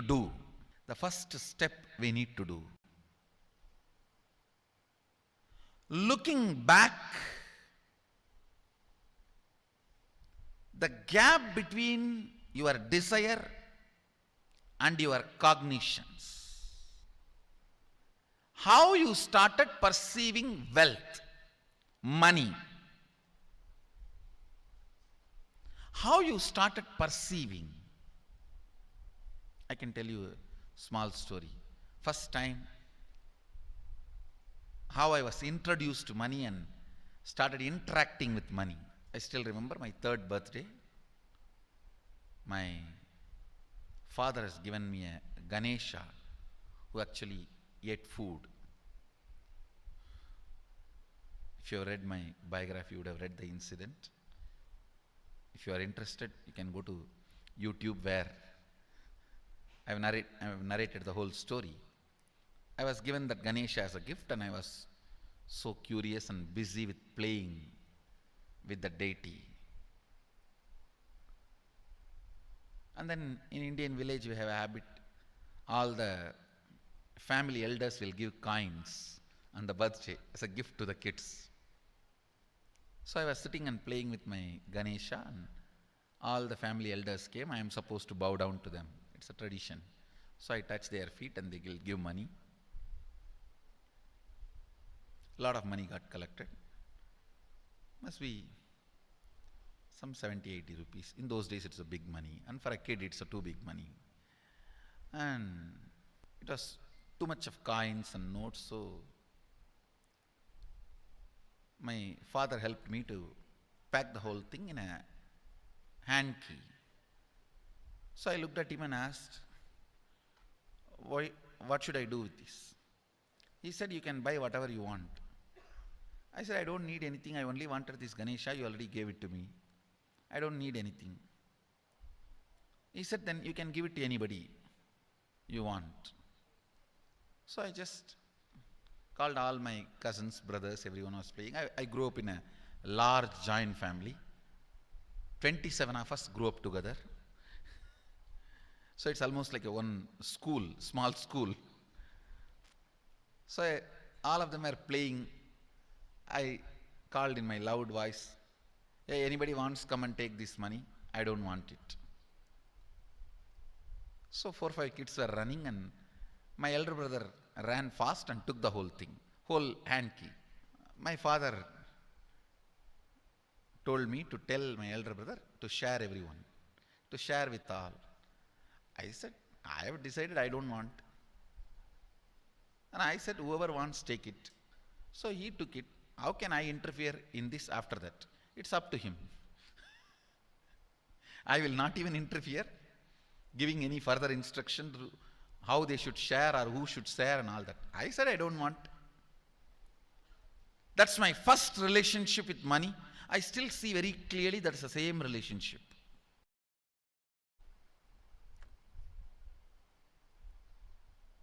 Still I don't touch money. I don't handle. Never felt the need. Anyhow, I am not saying this should be your pattern or this should be your...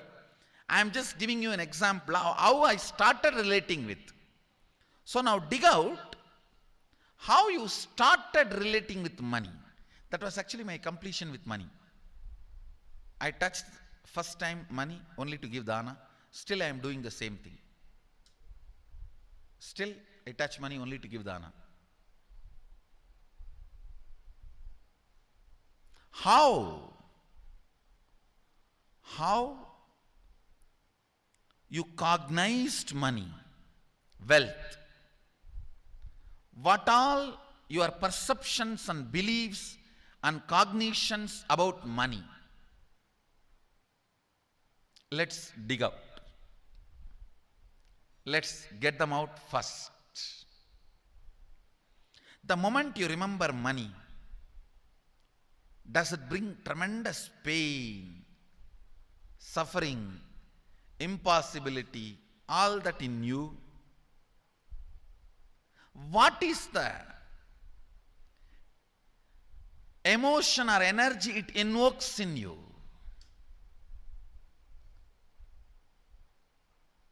So put your pen to paper and just keep writing whatever comes to your mind.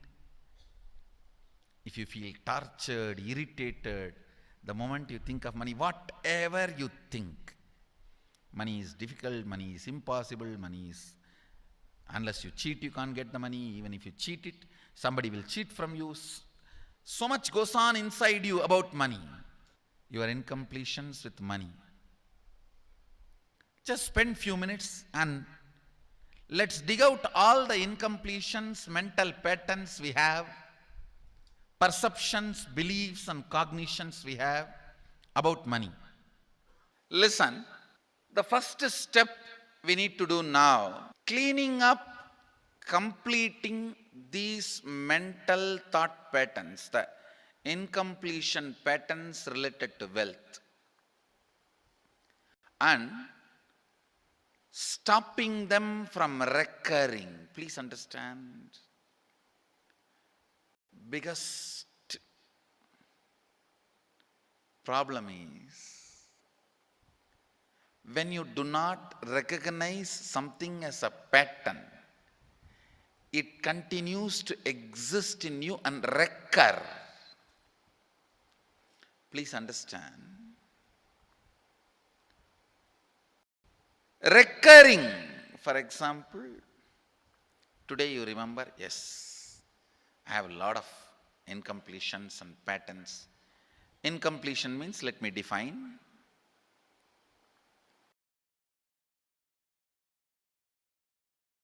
Your past sitting in your present, not letting you live your future is incompletion.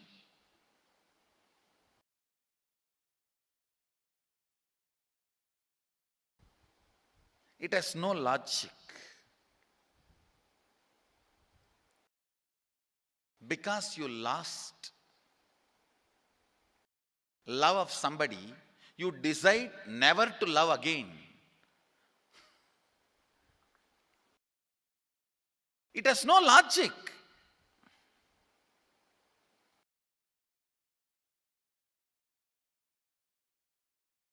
Tons of negative decisions, cognitions you make about life is incompletion. I'll give you one small example. 8-year-old kid is in the classroom. Teacher asks, who is the first Prime Minister of India? The kid jumps on the bench and shouts, Mahatma Gandhi. Naturally, the whole class laughs. Because Mahatma Gandhi is not, neither is Mahatma nor is first Prime Minister. Okay, that he leave it. When the whole class laughs, she decides never to come in the front, jump up and be active. Even after 50 years, if she becomes a CEO of a company, in the team meeting, she will be telling her ideas to somebody else and somebody else will be presenting. Even if she is the head of the meeting, she will continue to suffer the decision she made at the age of 8. How many of you see this is happening even in your life in some form? That is what I call incompletion.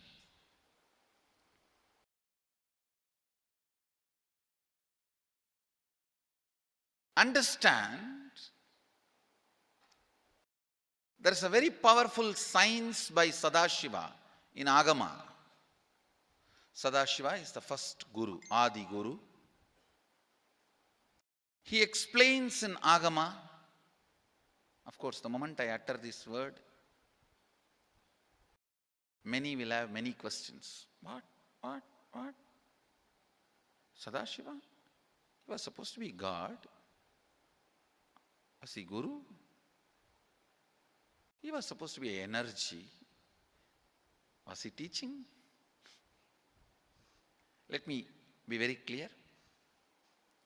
He is the pure consciousness beyond time and space, but he also assumed form within the time and space.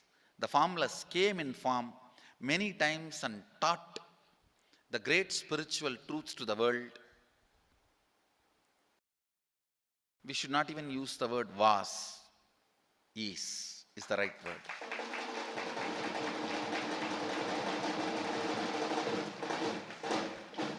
He gives a beautiful science of completing with this incompletion patterns, known, unknown. Understand, if you know the reason for certain pattern, it is called known pattern. If you don't know, it is unknown pattern. Sometimes you will have a heaviness, suffocation, but you don't even know why. That is unknown pattern. Sometimes you know why you are going through what you are going through. That is known pattern. Known or unknown, you can complete. You can be out of it. It is possible. It is possible. I'll explain this science of completion. Understand, this one technique can help you whether you want to get rid of your headache or your whole ignorance and get into enlightenment. Whether you want as simple as healing your headache or as complicated as enlightenment. Anything, this one technique can give you. This one technique, it is a complete end-to-end, alpha to omega.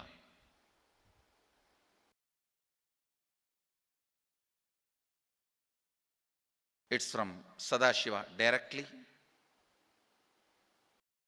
In the Agama, 94th verse, 22nd technique. The chapter is called Shivajnanopanishad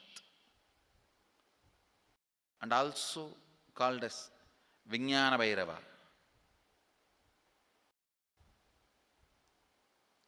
Chittatyanta kritir nasti mamantar bhavayet iti vigalpanam abhavena vigalpair uchito bhavet. You don't have to remember. I am uttering every time so that I will remember. That's all. No, it is just to keep the purity of the teaching. I want all of you to know, whatever I am sharing with you is my personal enlightenment experience, which is in tune with the earlier master's experience. my my Atma Pramana in tune with the Apta Pramana, means the earlier masters, the Shastra Pramana. Only that can become your Sakshi Pramana. Never learn from a person who does not have Atma Pramana, enlightenment. He will be only Pandit, repeating. Same way, never learn from a person who claims, yes, enlightenment, but does not keep his experience in tune with the Shastra Pramana and shares with you. It's always dangerous. Maybe it must have been good for him, but we don't know whether it is good for all of you. The Atma Pramana should always be acid washed with Apta Pramana, Shastra Pramana. Only that can become Sakshi Pramana, experiential reality for you. Never learn from anybody who has only knowledge, not experience. Same way, never learn from somebody who claims having only experience and does not connect, purify, make it in tune with the Shastra and presents it to you. There is always a danger. If you don't bother about the Shastra Pramana, you may be having kakka biryani. Be careful. Listen. To keep the purity of the teachings, I keep the original Sanskrit verses. I'll give you the translation now. Consciously feel within the mind stuff of past memories of incompletion with its activities as mind, intellect and ego not existing in me. By contemplating this way in your inner space, disidentify from the past impressions and memories of completion. Put your active attention at the space of past happening. Relive these imagined impressions and memories of incompletion. Then the mind stop having fully ceased from its present characteristics of forming thought patterns and cognitions is complete. Thus you become complete and achieve the original space of complete completion. Listen. Now I will explain. I have read out the translation. I will explain what to do. Now you wrote many of the patterns, incompletions, thought currents you are having about money, ideas, cognitions you developed about money from the young age. Do only one thing. Just go back to that same age when the incidents happened in you, the cognition started building in you, the beliefs started building in you, the idea started building in you, the perception started building in you. Relive the same situation. I am not asking you just remember. Remembering means, for example, something happened at the age of 7 which is still hurting you about money. You asked 1 rupee from your uncle and he did not give, but he gave it to his son. It's still sitting and hurting. If now you are 47, this happened 7. You being 47-year-old person and remembering what happened at the age of 7 is remembering. Forget you are 47. Forget who you are now. You may be having millions. Just become that 7-year-old who asked and did not receive. For you that 1 rupee must have been almost life. I have seen people, they develop even wheezing when they were not given as simple as a chocolate or an ice cream by their friend or family or brother. I've seen. Because for a child, it may be life. Just go back, forget who you are now. Become that person. When that incident happened, relive. Just see what has happened at that time. You will see many of the unknown, suppressed emotions will break. And I tell you, many diseases will be healed. I have seen people walking out of tumors, cancers, asthma, wheezing, just by completion. Because many of your diseases have their roots in some of the incompletions of the past. When you relive, many pain parts in you breaks. Pain bodies collapse. The pain patterns melt down, which completes many other issues which you don't even remember. I have seen when people do completion, to complete the wealth-related incompletions, suddenly they get into health, because the same incompletions which created wealth issues only were creating health issues. When they melt down, people become free even from both. Listen carefully. I'll repeat once more. Now you would have written so many patterns, incompletions, thought currents, ideas, cognitions. Take few minutes. Go back to each incident, each pain, each hurting. Relive. Relive. Relive. Don't justify what happened. Don't try to console yourself. No consolation will work. No justification will work. Neither help others nor try to help yourself. Just relive. I've seen when somebody has tears, others try to console. No, relax.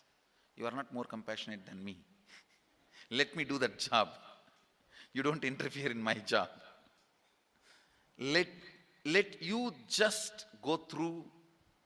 Even you don't try to console yourself. That is not going to work. If something has to break inside, let it break. It's okay. When you relive, the powerlessness, incompletion, loses power over you. I'll guide you step by step. And I commit with you, I'll lead you all to completion. And I know how to awaken, trigger the incompletions in you and break them. Help you to relive and relieve. I am supporting all of you. Have courage. Let's clean up.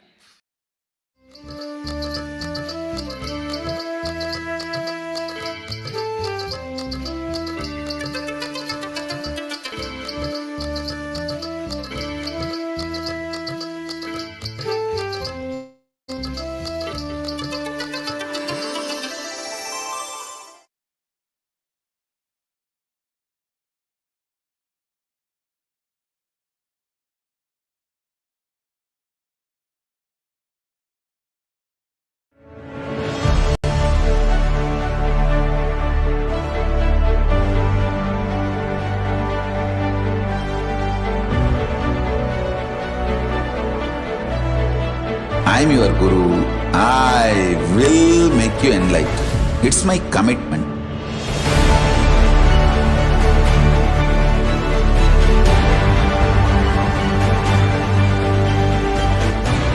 Till you become Paramashiva, I won't rest. Don't worry at all.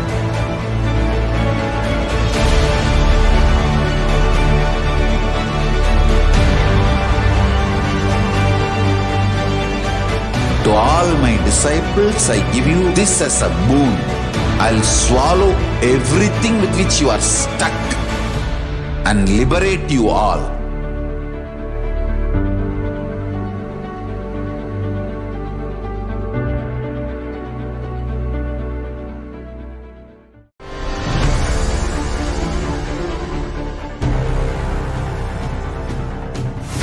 time itself is nothing but your decision to struggle with the same rut.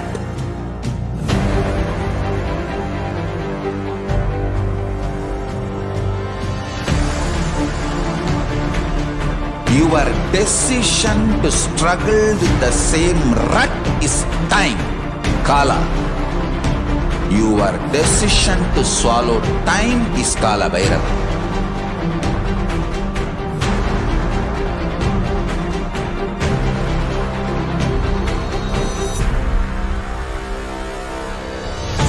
Stand. Be a conscious woman or man. Be conscious being.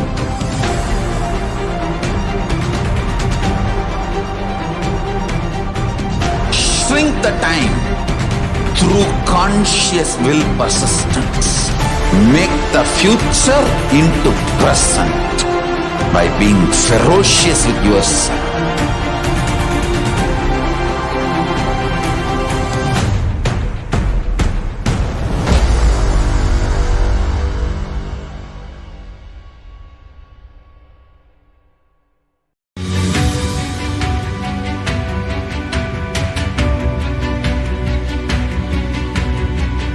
The moment you decide, your consciousness is the supreme identity you have. You will not empower your depression, your frustration,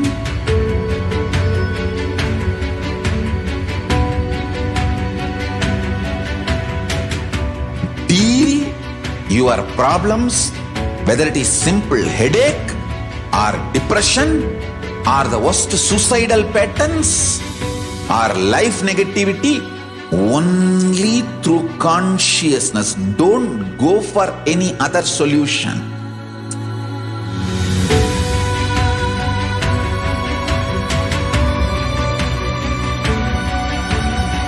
Don't keep stupid, toxic, life negative struggles inside.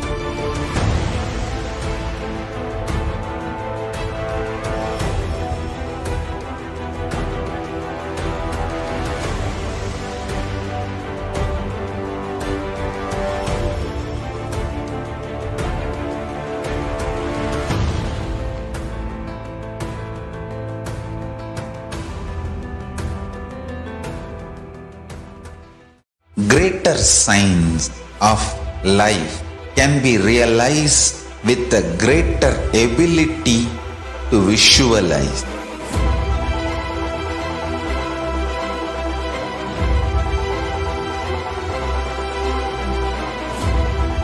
Greater science is the equivalent word for Hinduism.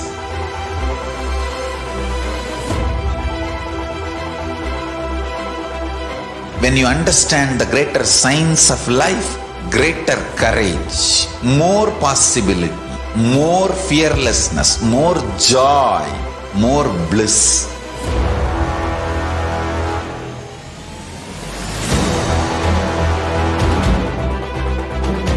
When you visualize Paramashiva with 25 heads, 75 eyes, 50 hands, your consciousness becomes ferocious, and that ability to visualize, you will get involved in everything deeply.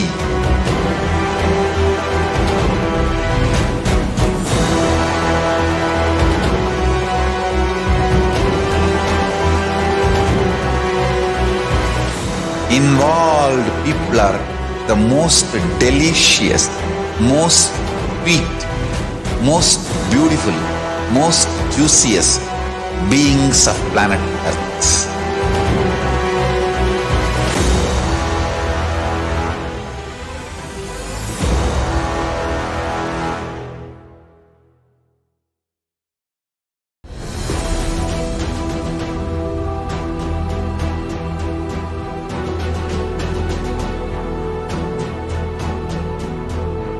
Your consciousness as power at this moment to swallow, digest, clean up all negativity and all toxins.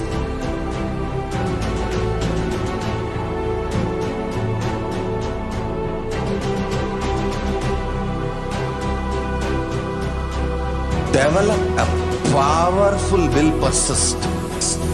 That's the most important asset for life.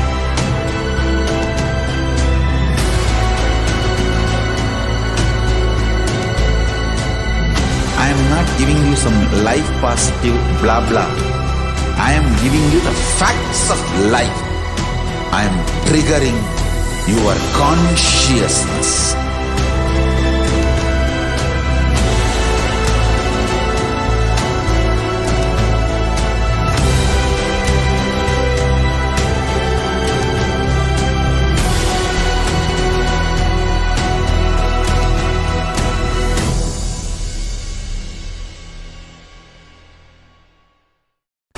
Just be alive for next 3 years. Don't die within next 3 years. I guarantee you, I will reach you wherever you are.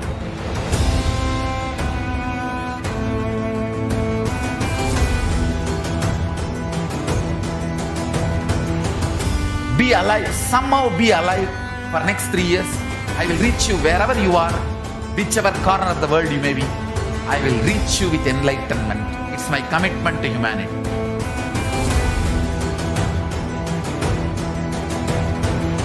I'm going to empower, enlighten each and every one of you with the fuel and energy of the parallel universe.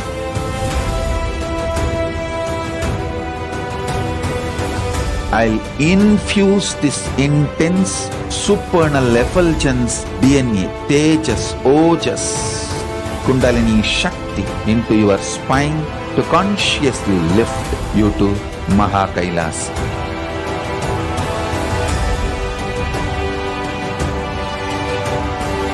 It is irreversible permanent enlightenment, irreversible power manifestation, irreversible permanent empowerment.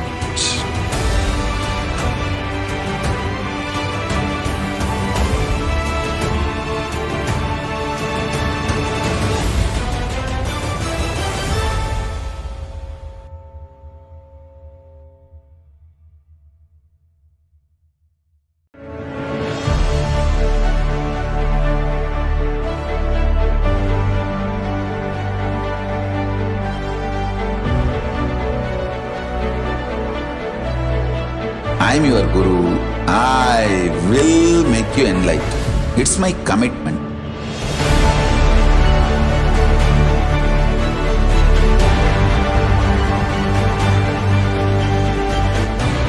Till you become Paramashiva, I won't rest. Don't worry at all.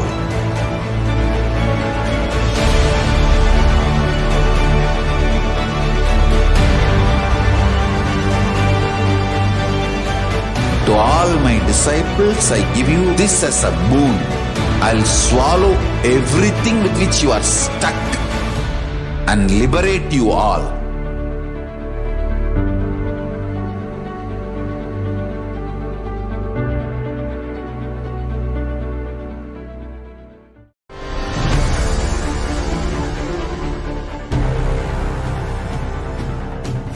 Time itself is nothing but your decision to struggle with the same rut.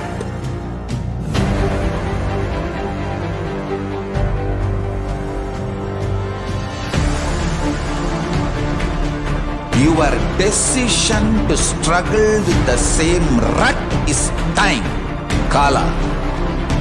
Your decision to swallow time is Kala Bhairava.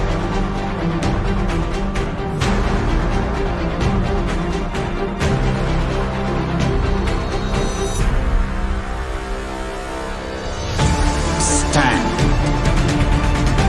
Be a conscious woman or man. Be conscious being.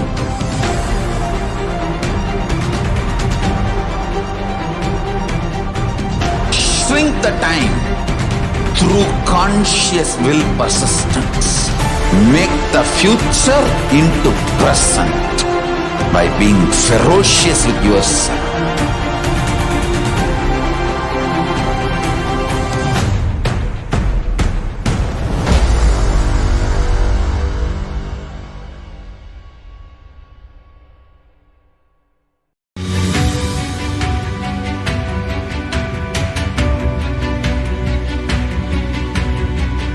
The moment you decide, your consciousness is the supreme identity you have.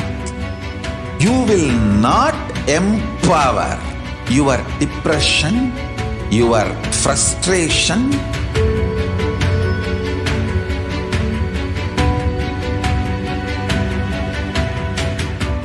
deal your problems, whether it is simple headache or depression or the worst suicidal patterns or life negativity, only through consciousness. Don't go for any other solution.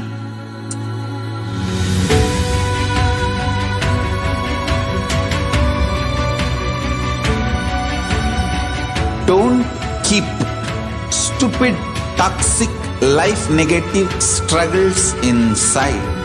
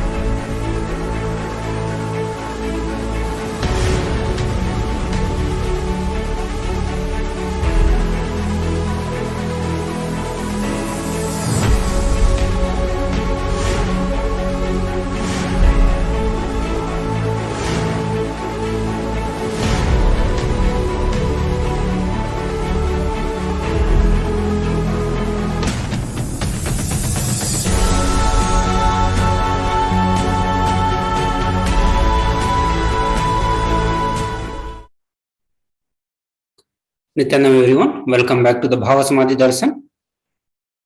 So now let us look into, so all of us heard about, listen to the video where Supreme Pontiff of Hinduism gives us a completion process on how to complete with the various mental pattern and myths related with the wealth. So we'll be summarizing that again here through the few more slides. So to manifest the wealth in our life or creating the wealth consciousness, we need to create a magnetic field around us. The magnetic field of the wealth consciousness or the powerful cognitions about the wealth. The first step is cleaning up all the incompletions and the pattern we carry about the wealth and we need to create a right space, means a powerful magnetic energy center in us to attract the wealth, situations, or the people that supports us to create wealth, like magnetic energy center for manifesting the wealth that we want. So the purpose to creating the magnetic field is all about creating the situations, the people who will support us to create the wealth, or creating a life around us which will help us to manifest more and more wealth. And for that, we need to clean all the incompletions and the patterns that we carry about the wealth. So dig out all the incompletions about the money. Keep writing whatever comes to your mind the moment you remember money. Does it bring tremendous pain, suffering, impossibility? All that in you, what is the emotion or energy it invokes in you? So whenever you remember the money, it will bring certain memories, certain understanding, certain emotions. It triggers the emotions in you. It will trigger certain memory in you. So whenever you remember the money, write everything that comes in front of you. Write all the pain, all the suffering, all the impossibility that comes in front of you. The moment you think of money, whatever you feel and think, it could be like money is difficult, money is impossible. Unless you cheat, you can't get money. Or if you cheat somebody, somebody else will cheat you. So many thoughts will go on inside you continuously about your money, your incompletions with the money. So just spend a few minutes and let's dig out all the incompletions, beliefs, mental pattern we have, perceptions, cognitions we have about the money. So the moment you think of money, whatever you feel and think, that money is difficult, money is impossible, money is, unless you cheat, you can't get money. All these are various mental patterns. But for many of you, even the money will trigger many pain memory. Like you had some health issues, or in your childhood, your parents had the health issues, but you could not get out of it because you didn't have the money. You could not earn or you could not make your living because you didn't have the money. You wanted to fulfill certain reality in your life, but you could not because you didn't have the money. So all those will be stored as the pain memory, the suffering, memory of suffering in you. So whatever get triggered in you, write all those things. Understand so much goes inside us about the money, our incompletions with the money.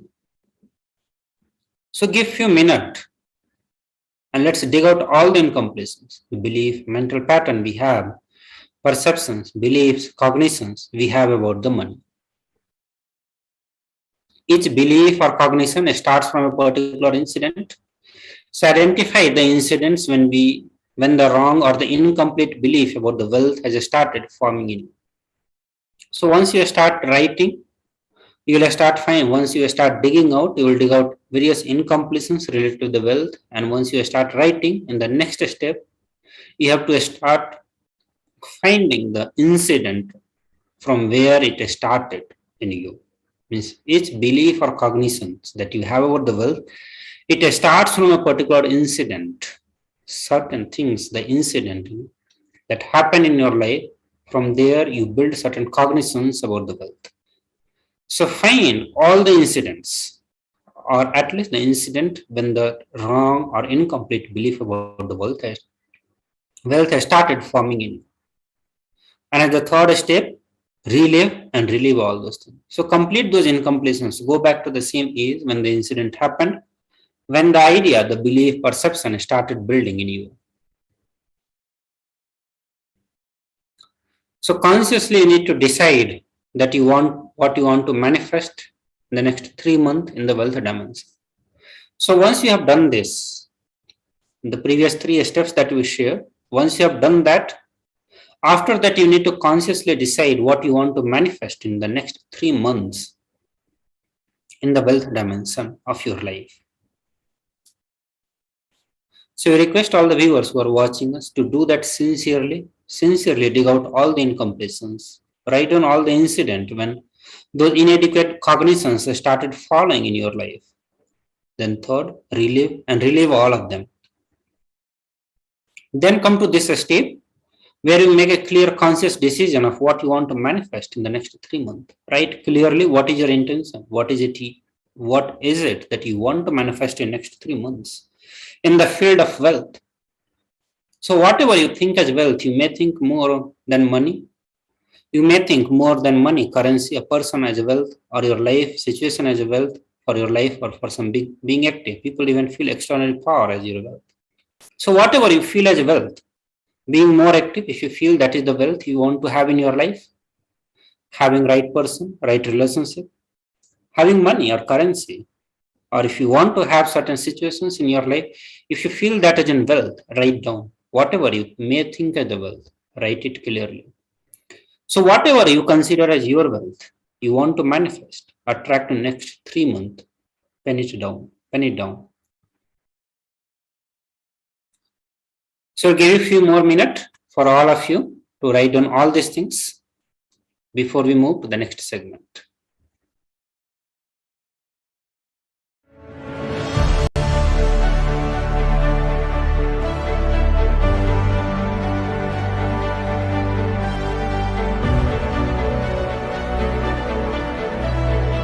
I'm your Guru. I will make you enlightened. It's my commitment.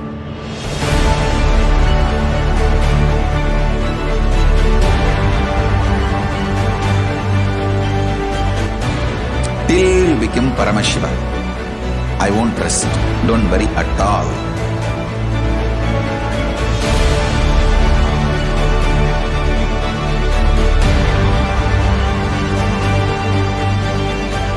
To all my disciples, I give you this as a boon.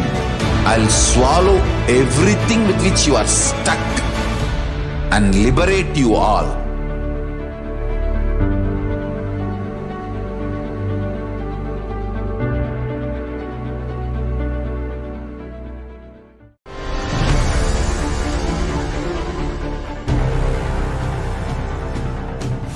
Time itself is nothing but your decision to struggle with the same rut.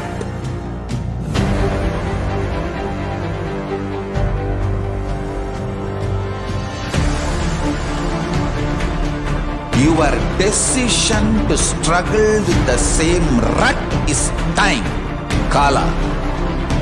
Your decision to swallow time is Kala Bhairava.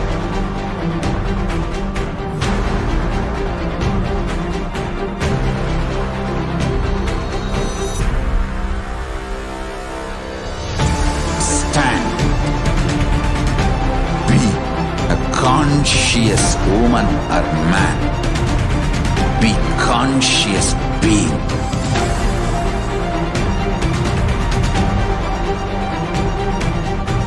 Shrink the time through conscious will persistence. Make the future into present by being ferocious with yourself.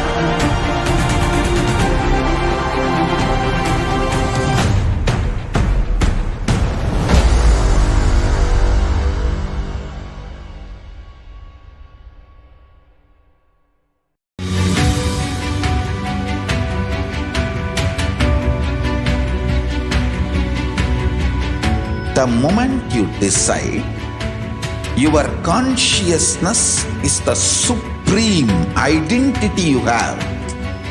You will not empower your depression, your frustration,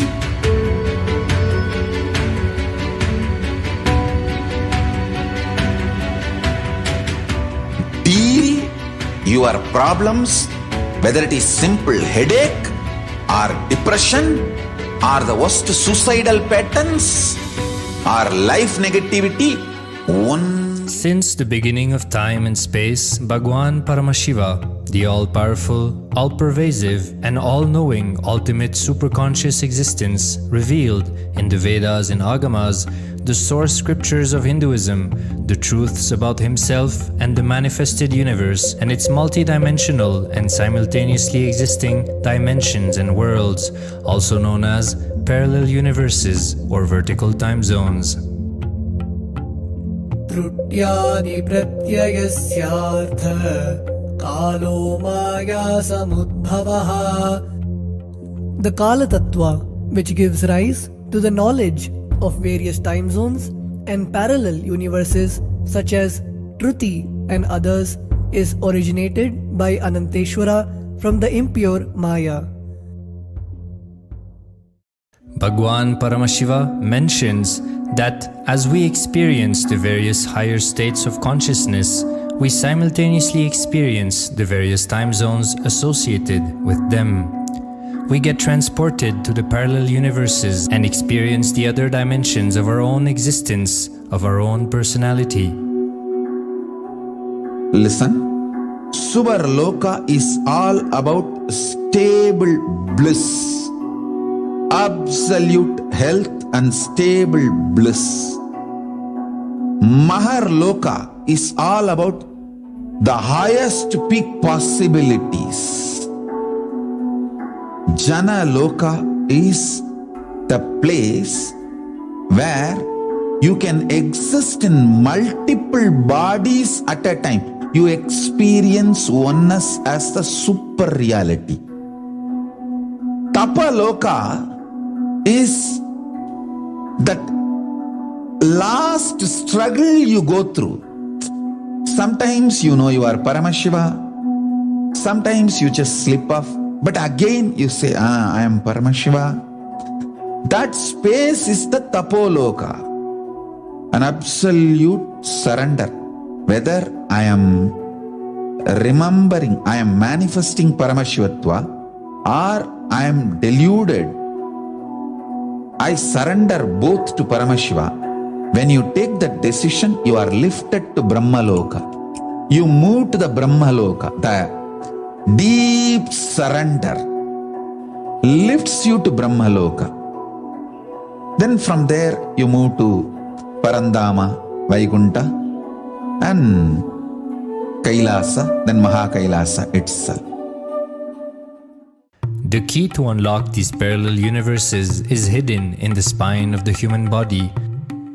Human beings, only human beings on this planet Earth are empowered, hardwired, capable of migrating to parallel universe. Understand? Your spine is not only hardwired, capable of fueled, charged to lift you off to different parallel universes. Sukritan manavo bhutva jnani chen mokshamapnuyat chaturashita-laksheshu sharireshu sharirinam namanushyam vina yatra tattvahanantu labhyate. Of the 8.4 million bodily forms, the human body is the most important, for it is this form in which one gets knowledge of the essence. This knowledge of essence cannot be attained in any other form other than human. The possibility you have need to be told to you. Understand? Even though animals have spine, because the majority of the time they spend horizontally, the spine is not capable of getting fuel with a subtle fuel called ojas. The ojas need to be filled in your spine, and the kundalini need to be ignited for you to reach parallel universe and different vertical time zone spaces. When our state of consciousness is raised, we start experiencing these higher lokas, allowing the various possibilities and powers available in these universes to start expressing in our own human body.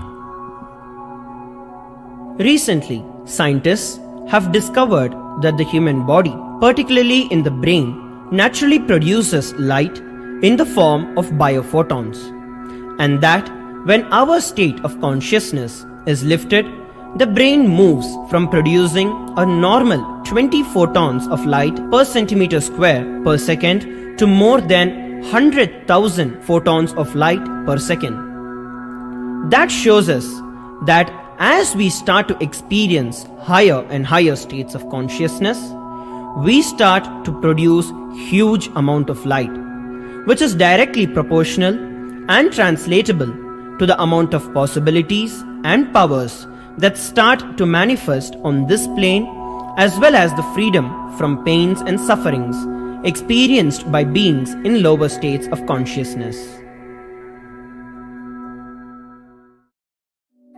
These higher lokas gives you various possibilities, powers. For example,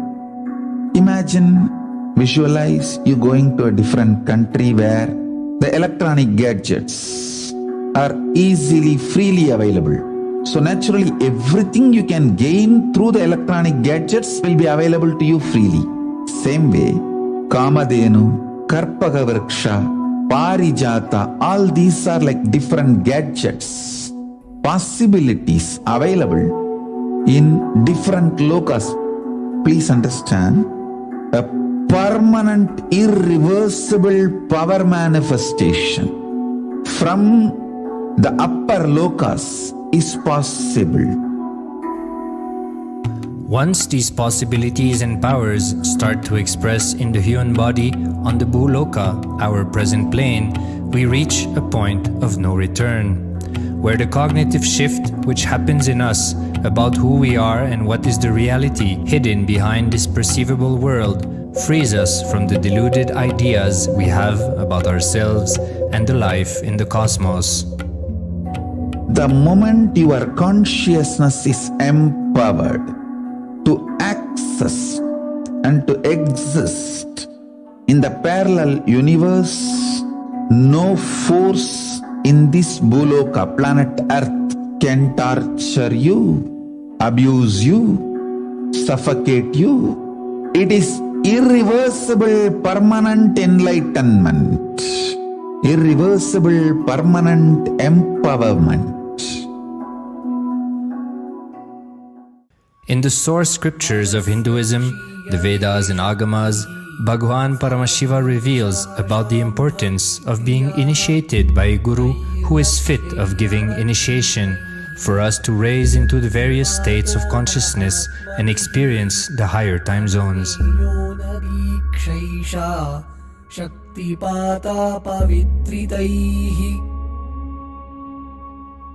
The potency of Anavamala, which veils the innate and essential nature of the soul, is set into the decaying phase by this specific activity. Such specific activity is characteristically called Diksha. The intimate communion between the Blessed One and the Blessing One is very rare and difficult to occur. The Supreme Pontiff of Hinduism, Jagat Guru Mahasannidhanam, His Divine Holiness Bhagavan Nityananda Paramashivam, is the 1008th incarnation of Paramashiva as per Hinduism, living amidst us today. Starting out at a young age and enduring years of intense penance, he persevered with the single-pointed vision of experiencing the ultimate oneness with Paramashiva, known as Paramadvaita. He traversed the length and breadth of India, initiated by his gurus into yoga, tantra, and other Eastern metaphysical sciences. After having many profound spiritual experiences, he finally received the ultimate experience of Paramashivoham, I am Paramashiva, from his guru Arunagiri Yogeshwara, an incarnation of Paramashiva himself in the holy town of Tiruvannamalai in South India.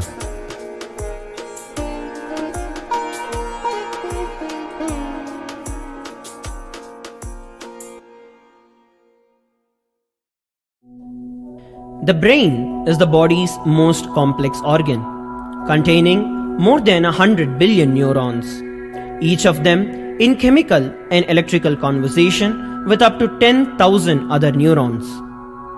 Its sheer capacity to process the various happenings of life is astonishing.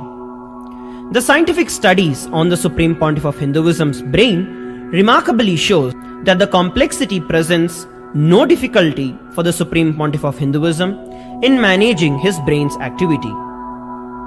The Supreme Pontiff of Hinduism's capacity to control his brain is very fluid. He can easily shift his brain function and alter his brain waves, allowing the travel into various time zones possible and effortless.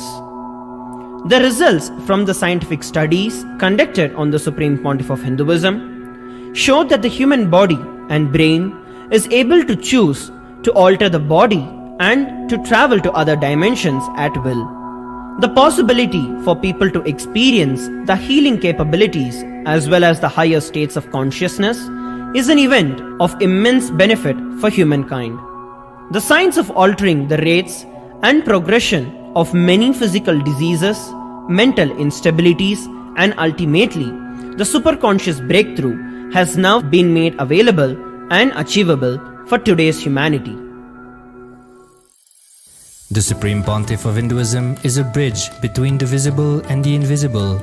He is also a bridge between the age-old world of mysticism and the modern world of science and discovery.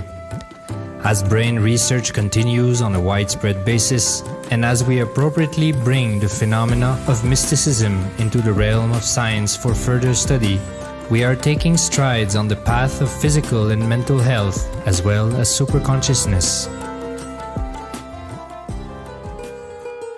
I'm going to empower, enlighten each and every one of you with the fuel and energy of the parallel universe. It can make you tireless forever. It can just kill the boredom once and for all in your life. It can just make you manifest third eye power right now. You may experience intense levitation right now. You may experience absolute flexibility of the body and complete detoxification, a complete healing right now. There can be multiple possibilities. I'll infuse this intense supernal effulgence DNA, Tejas, Ojas, Kundalini Shakti into your spine to consciously lift you to Maha Kailasa.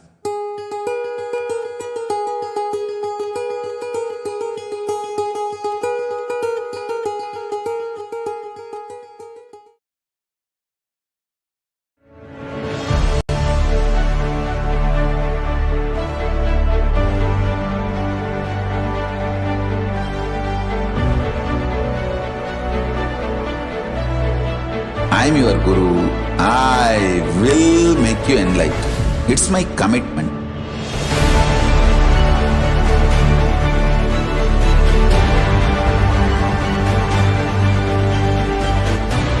Till you become Paramashivam, I won't rest. Don't worry at all.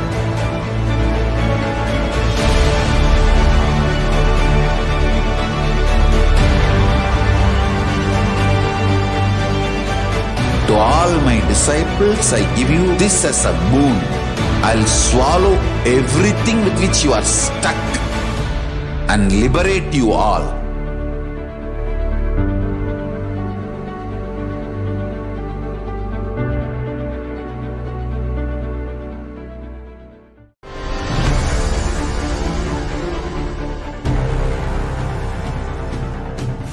Time itself is nothing but your decision to struggle with the same rut.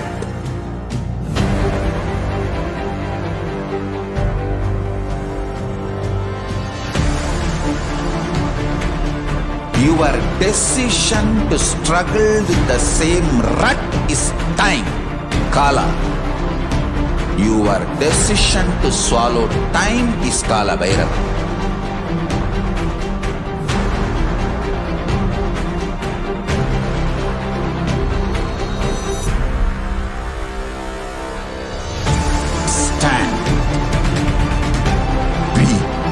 Conscious woman or man, be conscious being.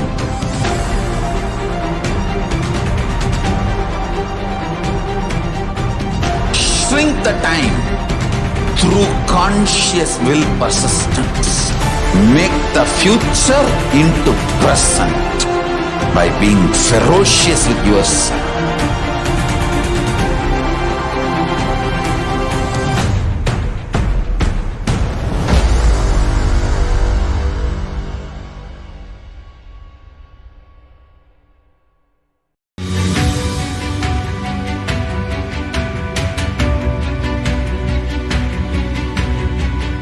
The moment you decide, your consciousness is the supreme identity you have.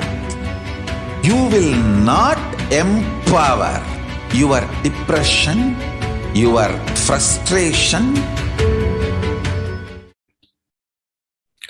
Nityananda everyone, welcome back to the Bhava Samadhi Darshan of Lord Venkateshwara.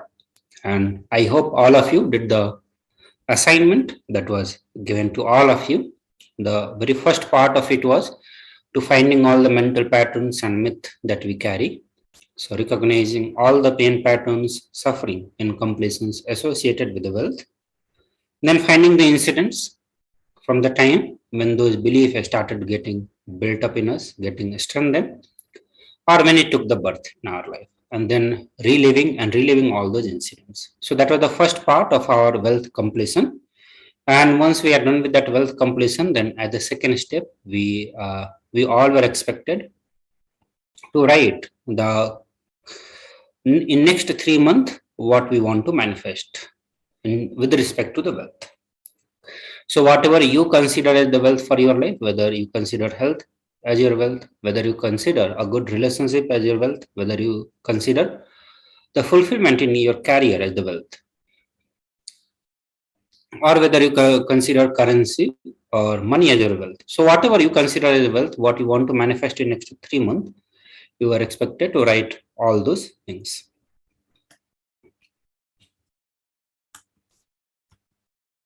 So this is what you all are expected to write. So I hope all of you have written. So once you have written the manifestation that you want to have, or even if you have done the first step of process, the completion, you have found a lot of pain patterns and suffering, and you are interested in doing the completions. So surely you can do the completion by self, but those completions can be achieved in much easier way with the support of Guru, with the intervention of the Guru, or the divine blessing of the Supreme Pontiff of Hinduism. So now we'll be looking into the grace of Guru, how with the interference of the Guru, you can bring completions and make him as the co-creator of your reality to manifest the wealth that you want to have in your life. So with the deep devotion and oneness with the Guru, we can complete with all the binding cognitions on the wealth and manifest life with prosperity and abundance. So once when we build the devotion and the oneness with the Guru, both of this can be a very powerful tool to complete with all the binding cognitions, that means the mental patterns and the myth about the wealth. And as we do the completion, it will help us automatically. We'll start manifesting the wealth consciousness, and we'll be able to manifest the abundance in our life. So in the Guru Gita, Bhagavan Paramashivam says, the syllable Gu is the darkness, the syllable Ru is said to be light. And there is no doubt that the Guru is indeed the supreme knowledge that swallows the darkness of the ignorance. So all the blind spot that we carry is nothing but ignorance in our life, not having the right understanding about the principles of the life or the various aspects of the life. So Guru, the knowledge of the Guru, or the Guru himself is the supreme knowledge who can swallow and who can remove all the binding cognitions, all the blind spots, all the mental patterns or the myth that we carry about the wealth. Further, Bhagavan Paramashivam says, always remember the Guru's form, constantly repeat the divine name given by the Guru, always follow the Guru's command, think of nothing other than the Guru. So always follow the Guru Agya, the command of the Guru, and think of nothing other than the Guru itself. So out of compassion for you, I shall tell you, the embodied soul becomes Brahman, having been purified of all the sins by serving the feet of the Guru. So just by serving the feet of Guru, we can get out of all the binding cognitions, or the very reason because of which the soul is bound. The embodied soul can become Brahman. It can be purified from all the sins that we carry. So Guru is not a Vyakti, not a person as we think of, as we imagine, but he is a principle, he is a Tattva. He is simply a physical representation of the divine. In the Vedic tradition, the spiritual teachers, the Guru, is more important than the God himself. God is always and everywhere, but it is the Guru who opens the disciple's eye to the existence of the God. Guru is the doorway to the one's own experience of the divine. So, having that divine, the ultimate, the Parameshwara, the Parama is everywhere. He is everywhere. And he has always been there. But not that any one of us are able to see it. Maybe very few of us are able to experience this as a reality, as the Satya for us. But only through the Guru. It's only the Guru who can open the disciple's eye to the existence of the God, his Sarvanatva, his omnipresence, his omniscient. So Guru is the doorway to one's own experience of the divine. Guru exists as the embodiment of the God, and the God is the unmanifest form of the Guru. God is the state of Guru, Guru is the statement of God. Gurus are the manifest of Paramashiva, and Paramashiva is the unmanifest existence of the Guru. Guru Bhakti is intense, pure existential energy which can liberate you from all the known, unknown, unnecessary delusions. So that is the power of having the Guru Bhakti and oneness with the Guru. So here we presented the various Shastra Pramana, the direct reference from the Supreme, from the Bhagavan Paramashivam, who talks about, who gives us the importance of having Guru in our life and how he can takes us away from the samsara sagara, how the Guru can remove all the darkness, the ignorance, the blind spot from our life and make us experience the existence of God, the existence itself. So now we'll move into the next segment where we are going to be looking into the various ritualistic offering unto the Lord Venkateshwara. But before that, let us have the darshan of Lord Venkateshwara through the Paramashivam Oneness capsule.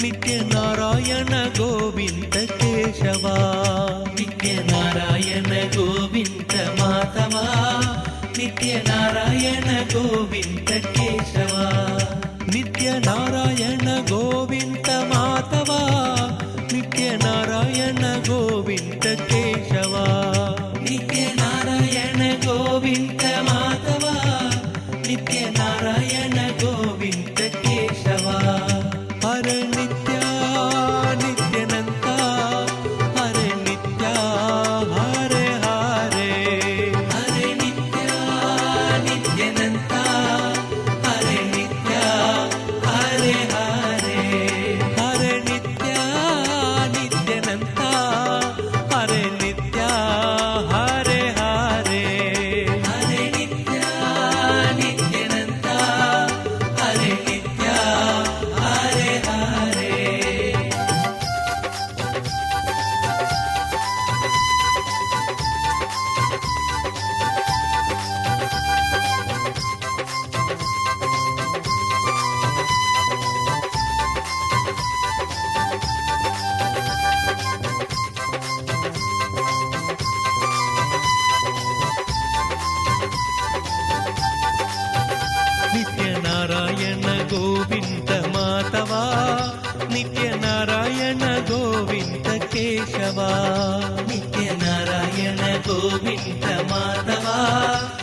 नित्यनारायण Govind केशवा नित्यनारायण गोविन्द माधवा नित्यनारायण गोविन्द केशवा नित्यनारायण गोविन्द माधवा नित्यनारायण गोविन्द केशवा हरे नित्या नित्यानन्ता हरे नित्या हरे हरे हरे नित्या नित्यानन्ता हरे नित्या हरे हरे हरे नित्या नित्यानन्ता हरे नित्या हरे हरे हरे नित्या नित्यानन्ता हरे नित्या हरे हरे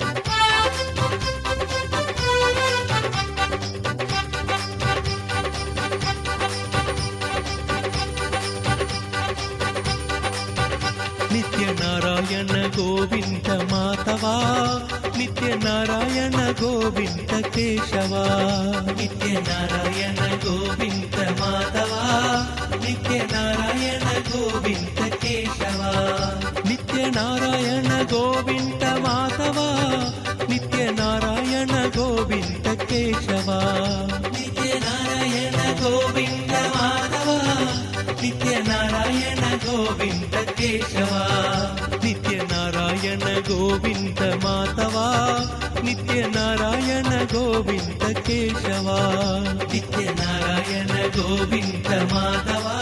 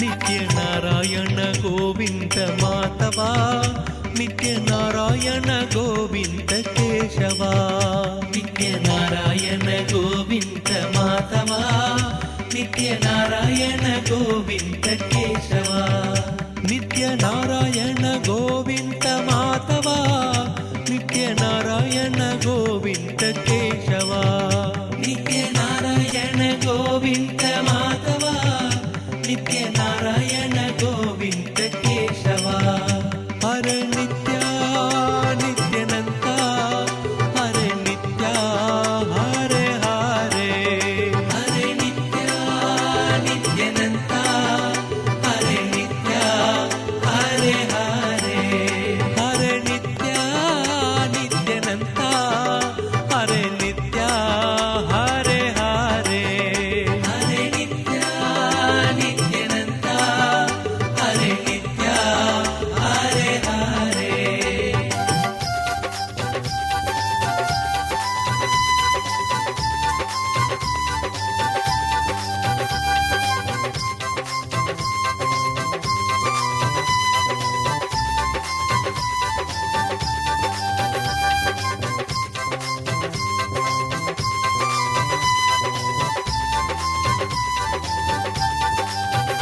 नित्यनारायण गोविन्द माधवा नित्यनारायण गोविन्द केशवा नित्यनारायण गोविन्द माधवा नित्य नारायण गोविन्द केशवा नित्य नारायण गोविन्द माधवा नित्य नारायण गोविन्द केशवा नित्य नारायण गोविन्द माधवा नित्य नारायण गोविन्द केशवा हरे नित्या नित्यानन्ता हरे नित्या हरे हरे हरे नित्या नित्यानन्ता हरे नित्या हरे हरे हरे नित्या नित्यानन्ता हरे नित्या हरे हरे हरे नित्या नित्यानन्ता हरे नित्या Hare Hare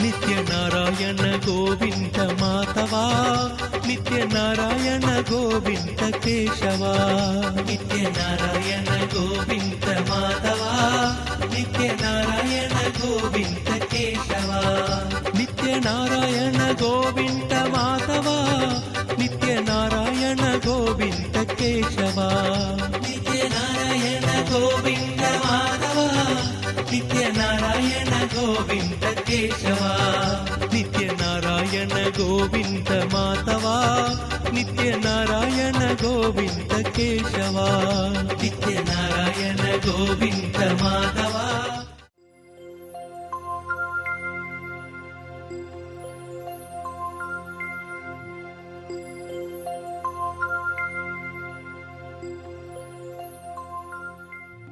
Since the beginning of time and space, Bhagavan Paramashiva, the all-powerful, all-pervasive, and all-knowing ultimate superconscious existence,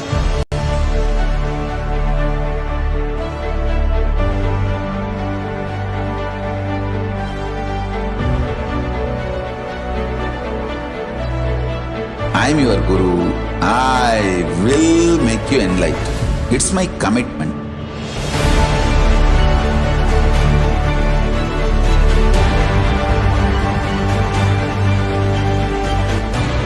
Till you become Paramashiva, I won't rest. Don't worry at all.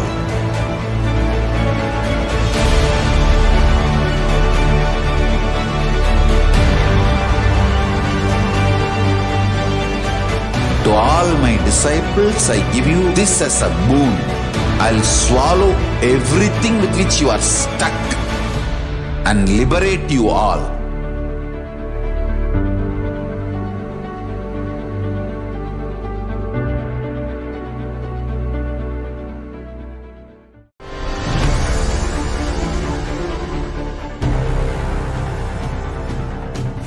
Time itself is nothing but your decision to struggle with the same rut.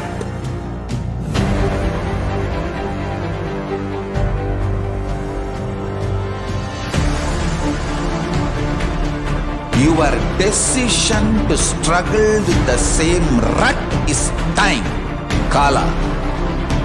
Your decision to swallow time is Kala Bhairava.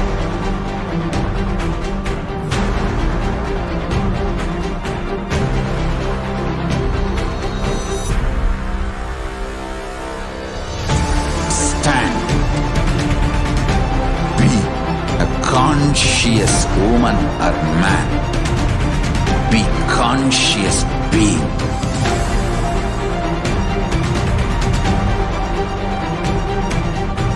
Shrink the time through conscious will persistence. Make the future into present by being ferocious with yourself.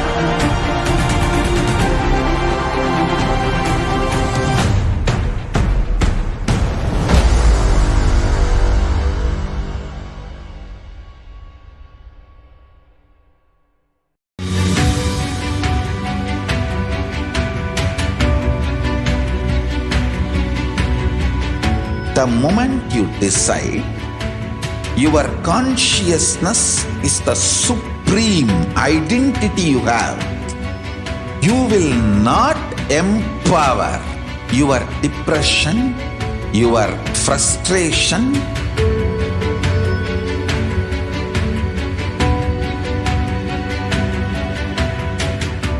deal your problems, whether it is simple headache or depression or the worst suicidal patterns or life negativity, only through consciousness. Don't go for any other solution.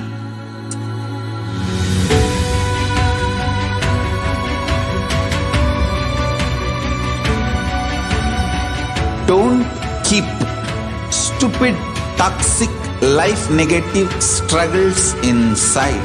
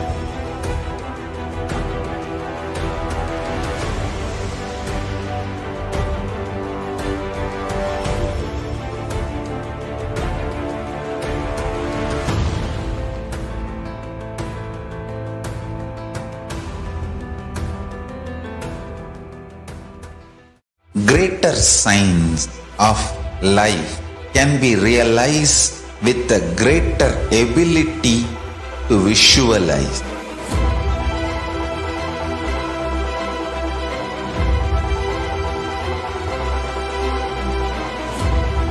Greater signs is the equivalent word for Hinduism.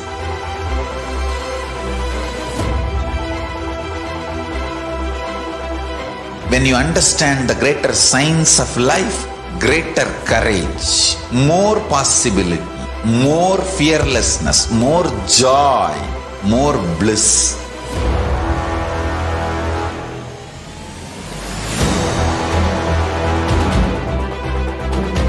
When you visualize Paramashiva with 25 heads, 75 eyes, 50 hands, your consciousness becomes ferocious, and that ability to visualize, you will get involved in everything deeply.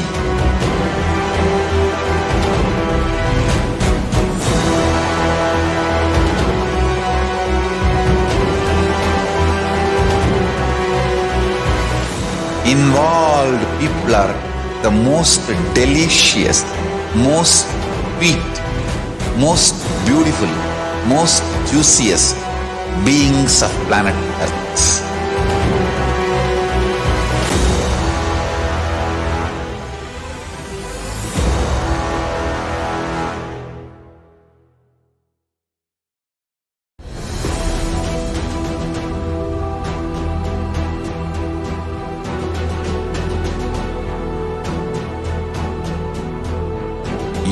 consciousness as power at this moment to swallow, digest, clean up all negativity and all toxins.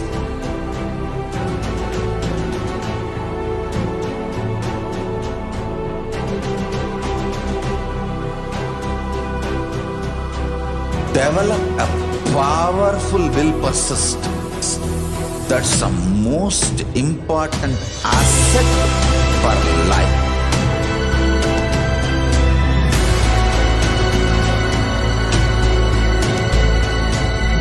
I am not giving you some life positive blah blah. I am giving you the facts of life. I am triggering your consciousness.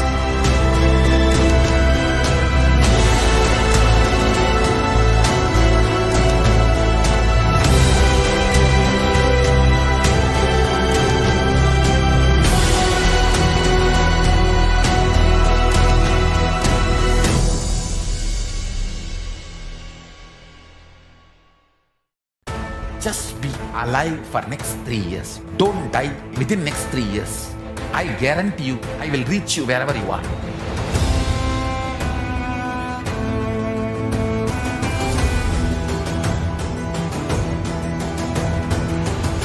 Be alive, somehow be alive for next 3 years.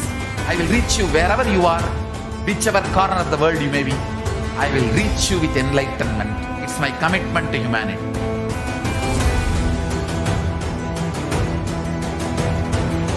I'm going to empower, enlighten each and every one of you with the fuel and energy of the parallel universe.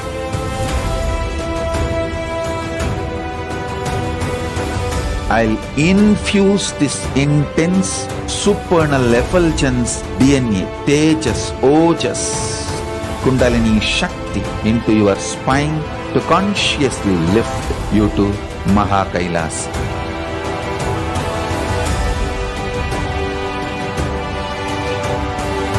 It is irreversible permanent enlightenment, irreversible power manifestation, irreversible permanent empowerment.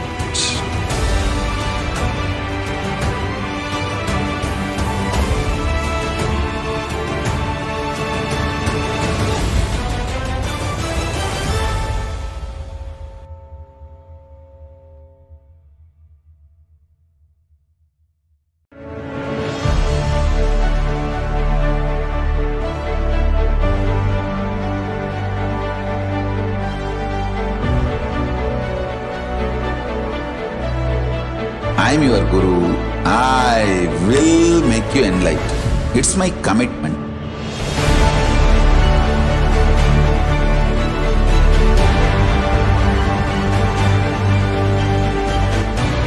Till you become Paramashiva, I won't rest. Don't worry at all.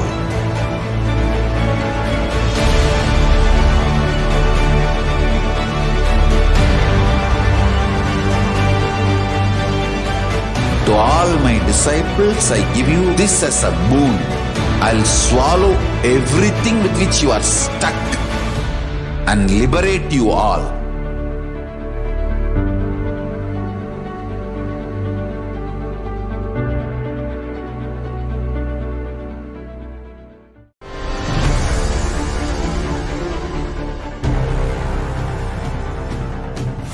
Time itself is nothing but your decision to struggle with the same rut.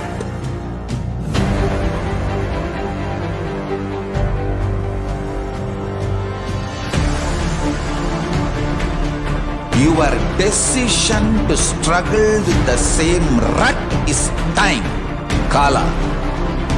Your decision to swallow time is Kala Bhairava.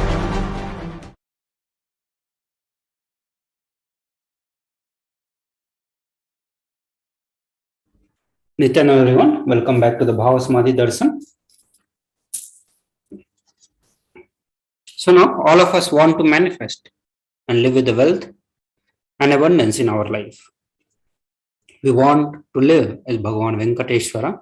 However, we have a question that is it possible for me? How long will it take for me to realize it?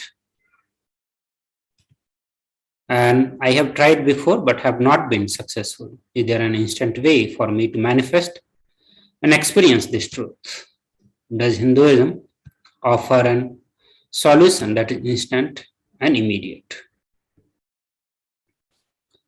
So yes, we do have solution, and now we'll be looking into that specific solution which can be immediate to manifest and live as the Lord Venkateshwara himself.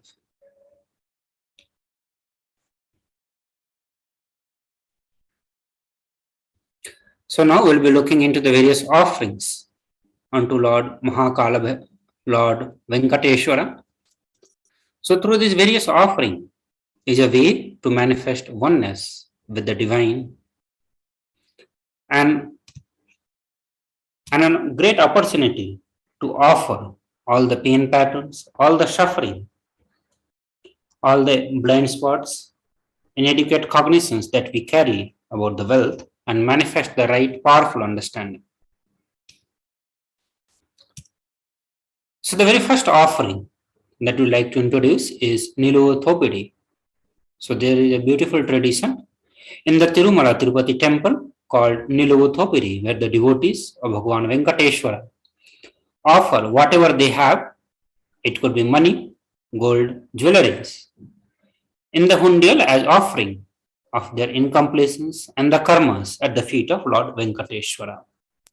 So this is one of the very powerful way. One way is to dig out all the incompletions, pain patterns, suffering, and the incident when they started reliving and reliving.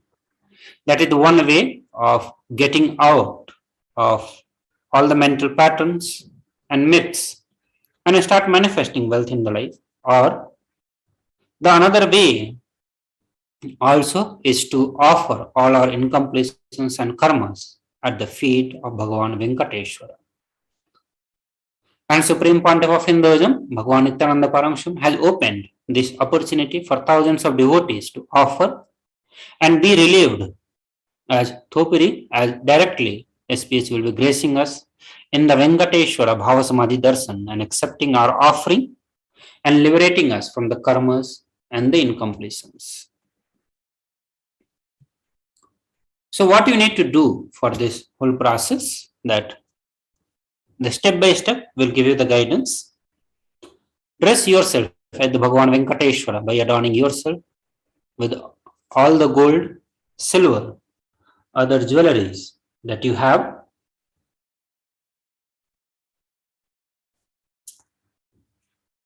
After the Bhava Samadhi Darshan ends, spread out a clean piece of cloth, preferably white, in front of Swamiji Atmamurti, and from the space of abundance, remove all the jewels that you want to offer to Bhagavan Venkateshwara and place them one by one in the organized manner on the cloth. So you are going to be putting all the jewelries on you which you want to offer, or whatever money you want to offer. So in case of jewelry, you put it on your body first, and anything else that you want to offer, like money, you can, from the space of abundance, you put all that into the white cloth. So any other offering that you want to do, anything, it can be anything, or not just money or jewelry, but any other goods or item that you want to offer. So keep all that and place them one by one in organized manner on the cloth. Take one photo of all the jewels neatly organized, arranged in the cloth, and upload them in the form mentioned in the next slide. So once you have taken the photo of all the jewels and uploaded them in the form, put them together in the cloth and tie the cloth with the 3 knots securely. So place the cloth with the jewels in your puja room locker safely and do not touch them after this, as once the 3 knots are put, it contains all your karmas. Immediately ship the offering to the mentioned address and photograph the Nilu Thopidi offering with the details of quantity, that is weight, and the item, and the material type and its description. Tie the Nilodhopuri offering in the cloth and place in front of Swamiji's photo. As soon as darshan is complete, courier it to the temple address below and note the courier slip details. Submit the details of the item in the form tiny.cc/offerings/shipping list. And the address is mentioned in Nityanandeswara Hindu Temple. So offering of any gold, jewelry, precious gems, currency, Bhagavan Venkateshwara, offering the Niluthopuri removes all the karmas of lifetime as by dropping the various attachment. We surrender ourselves at the feet of Bhagavan Venkateshwara. The next offering is Sankalpa offering, the offering of your conscious resolution, and you can offer by paying $1.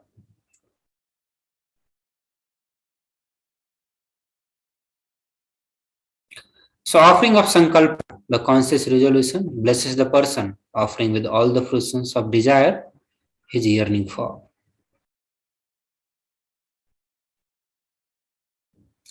The next offering is Swarna Ashtottara Kasu, that is offering of the 108 different names of Lord Venkateshwara, and you can offer the seva by paying $75, 151 or $251.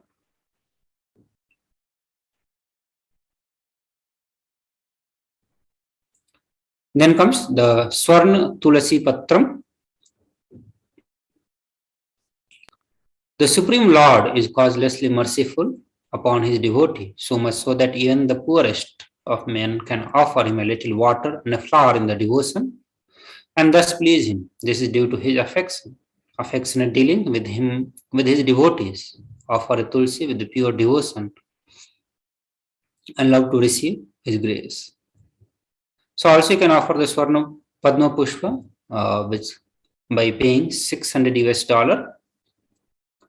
The next is offering of the gold touring, and you can offer this by paying $750. The offering of abharnas to Lord Mahavishnu, the jingling anklets on the feet of Vishnu, abharna for anklets touring on his feet, bracelets on his arms and abharna on his waist. Offer the touring for Lord Venkateshwara to receive his blessings for a longevity and prosperous life. The next offering is the offering of Pratyaksha Pada Puja, and that cost $1,008. And the Guru Gita says, I worship the Guru's 2 feet, which are within the reach of the speech, thought, and contemplation, which have different lustres, white and red, representing Shivas and the Shakti. So offering the Pratyaksha Pada Puja to clear your karmas, to remove any obstacles in the path of your enlightenment, express gratitude and strengthen your feeling connection with the Guru, manifest auspiciousness in all the dimensions of life, whether it is health, wealth, and relationship. The offering of Vastra Seva, and you can offer this Seva by paying $1,008 and offering sacred cloth to Lord Venkateshwara. Traditionally, this Seva is offered for better physical and mental well-being and healing from any of illnesses. The Guru Dakshina, and this is a tradition to offer any amount to Guru. So when you are devoted and in oneness, the Guru gives you the mantra. Therefore, one should offer wealth and even his very life with him, life to him with the devotion. And this is from the Kularno Tantra. So all of us will be receiving the initiation, the Diksha from the Guru. And as per the tradition, as per the injunction of Hindu scripture, the Kularnava Tantra, which is one of the Agama, where Paramashiva gives us the guidance that because we receive the initiation Diksha from the Guru, one should offer the wealth. And not just wealth, but even the life can be offered to him with the devotion. Next is E-Hundi, and in E-Hundi, it's you can donate at your capacity. As per your Shakti and the Shraddha, you can donate. This is a brief of all the various offerings that you can give to Lord Venkateshwara.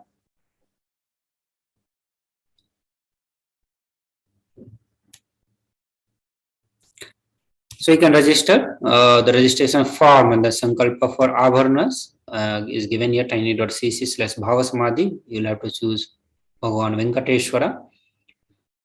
You can select for any seva that you want to offer to Lord Venkateshwara. The payment link is tiny.cc/BSD Sevas, 1st May, and payment details for $1. So these are the various offerings which can bring immediate completion to you from all the blind spots, all the incompletions or the pain and suffering that is related with the wealth, and you will start manifesting wealth in your life. And also, at the same time, you can do the various completion process that was taught to all of you, all of us, by Supreme Pontiff of Hinduism in the previous slides. So with this, we come to end of this segment. We will move into the next segment where we are going to be doing the Sankalpa chanting for all the participants. And then we'll move into the Bhava Samadhi Darshan of Lord Venkateshwara. So please stay tuned. We'll be back after a short break.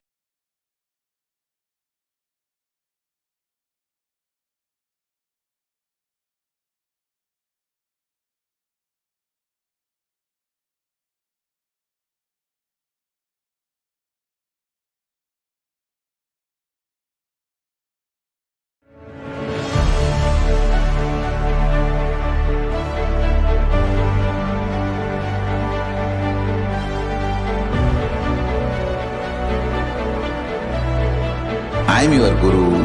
I will make you enlightened. It's my commitment.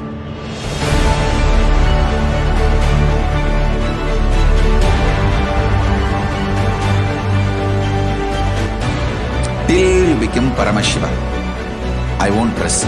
Don't worry at all.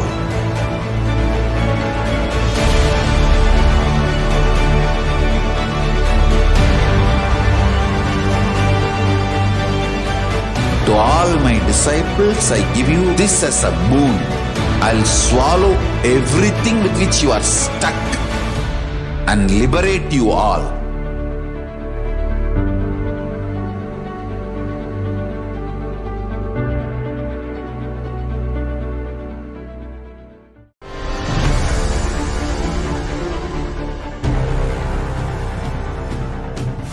Time itself is nothing but your decision to struggle with the same rut.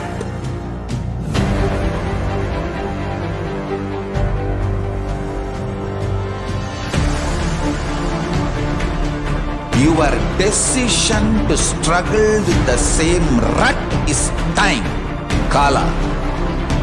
Your decision to swallow time is Kala Bhairava.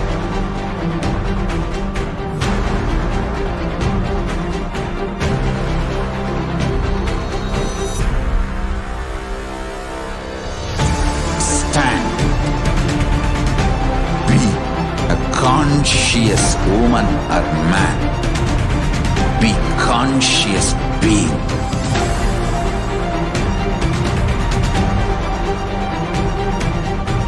Shrink the time through conscious will persistence. Make the future into present by being ferocious with yourself.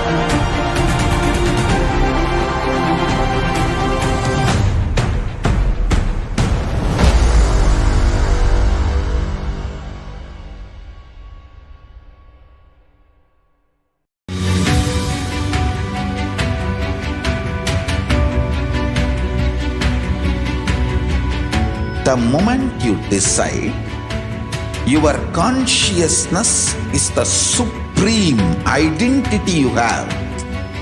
You will not empower your depression, your frustration,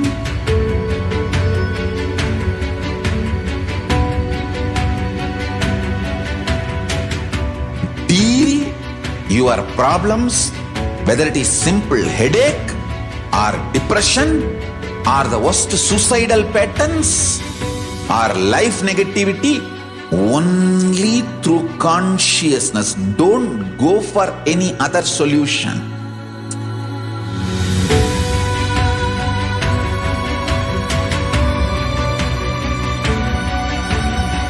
Don't keep stupid toxic life negative struggles inside.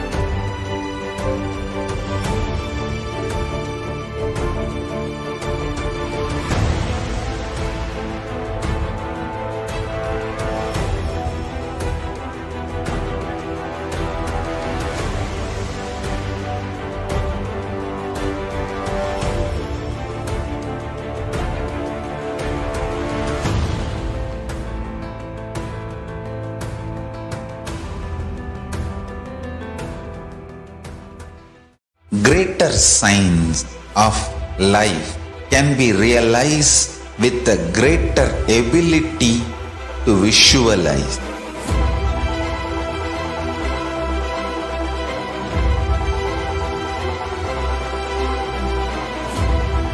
Greater signs is the equivalent word for Hinduism.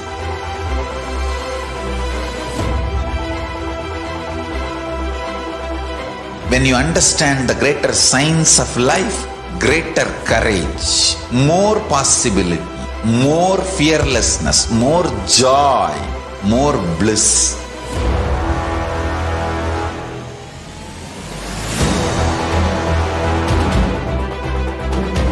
When you visualize Paramashiva with 25 heads, 75 eyes, 50 hands, your consciousness becomes ferocious, and that ability to visualize, you will get involved in everything deeply.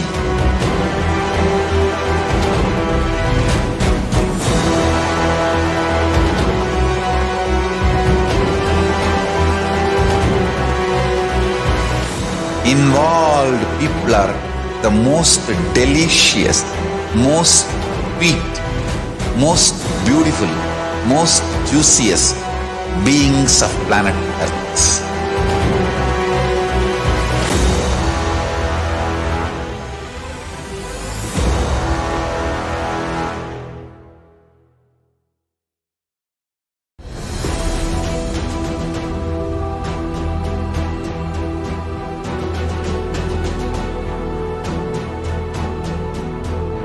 Your consciousness as power at this moment to swallow, digest, clean up all negativity and all toxins.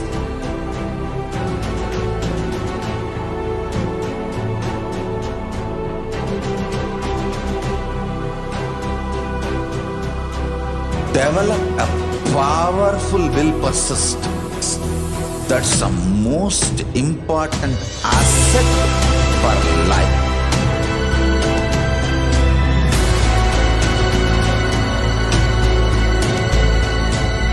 I am not giving you some life positive blah blah. I am giving you the facts of life. I am triggering your consciousness.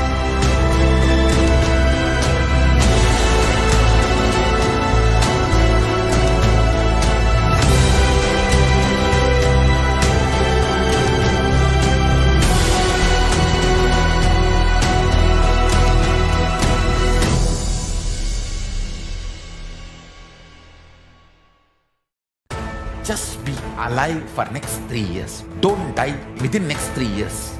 I guarantee you, I will reach you wherever you are.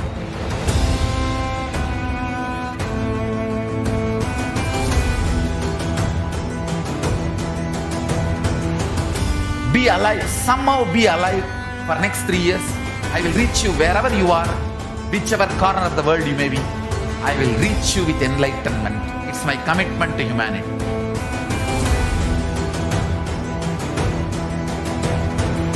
I'm going to empower, enlighten each and every one of you with the fuel and energy of the parallel universe.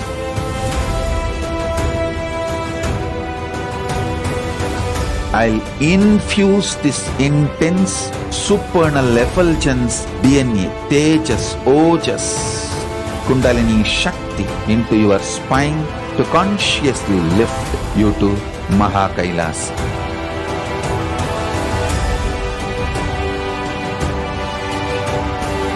It is irreversible permanent enlightenment, irreversible power manifestation, irreversible permanent empowerment.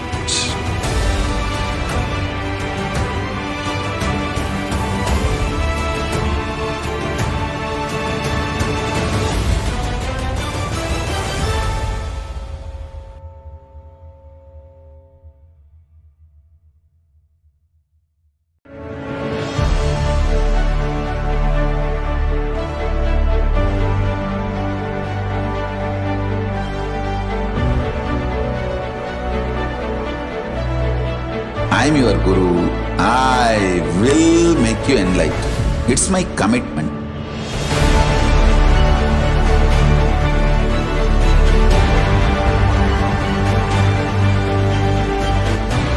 Till you become Paramashiva, I won't rest. Don't worry at all.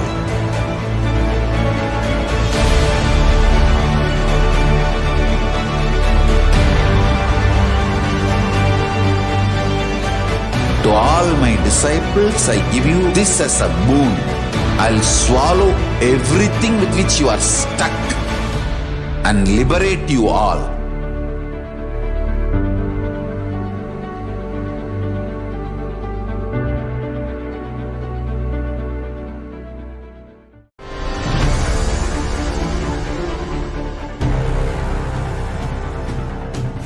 Time itself is nothing but your decision to struggle with the same rut.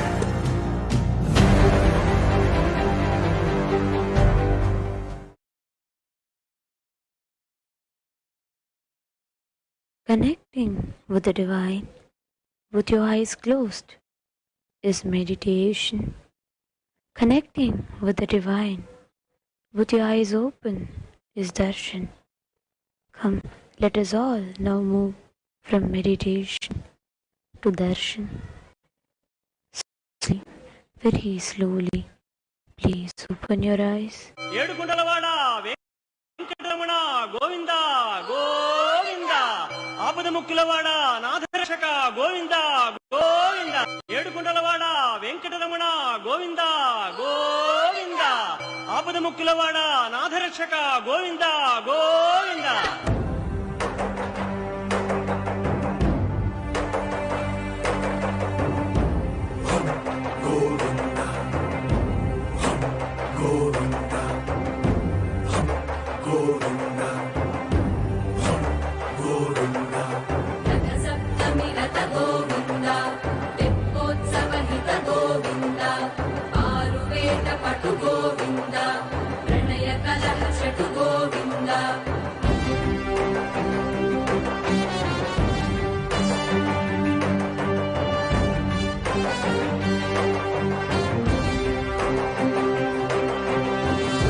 యాగయుగ Govinda పుణ్య ప్రపూర్ణ గోవింద ఉత్సవోత్సుక గోవింద ఊహాతీత గోవింద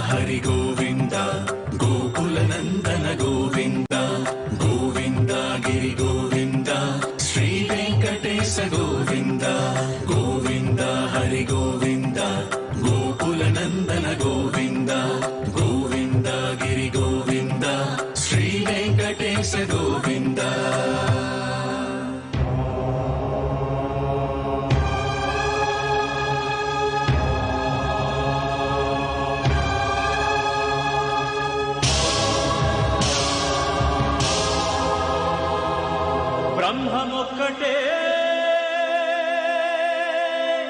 పరబ్రహ్మమొక్కటే బ్రహ్మమొక్కటే పరబ్రహ్మమొక్కటే పరబ్రహ్మమొక్కటే పరబ్రహ్మమొక్కటే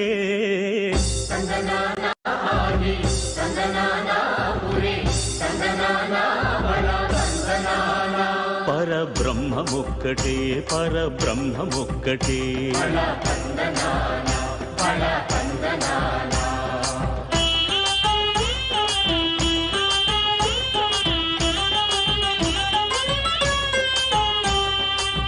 నిండార రాజు నిద్రించు నిద్రయునొకటి అండనే బంటు నిద్రాదియునొకటే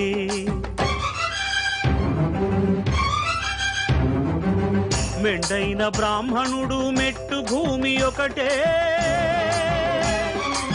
మెండైన బ్రాహ్మణుడు మెట్టు భూమి ఒకటే చండాలుడుండేటి సరి భూమి ఒకటే బ్రహ్మమొక్కటే పరమొక్కటే పరబ్రహ్మమొక్కటే పరబ్రహ్మమొక్కటే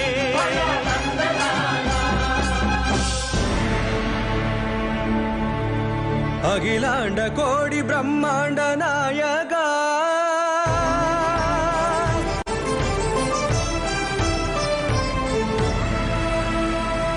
ఆనంద నిలయ వర పరిపాలగా గోవింద గోవింద పౌర్ణమి నిలవే గోవింద గోవింద గోవింద చిన్న పూమారి సేవెകൾ గోవింద గోవింద ఏదో వెంకటేశం இரவோடு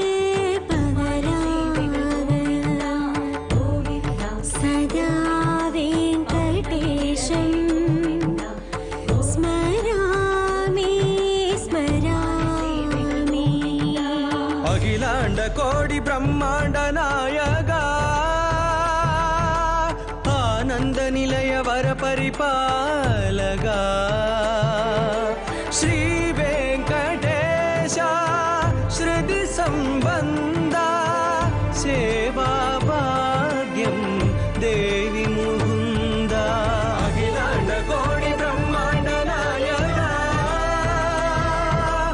ఆనంద నిలయ వర పరిపాలగా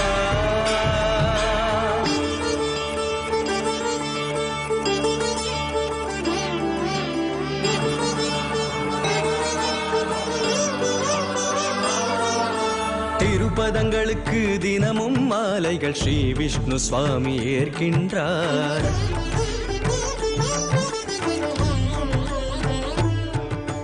திருப்பதங்களுக்கு தினமும் மாலைகள் ஸ்ரீ விஷ்ணு சுவாமி ஏற்கின்றார். அதிர்கின்ற சங்கு சக்கரங்களே அழகாக திகழும் மாணிக்கமே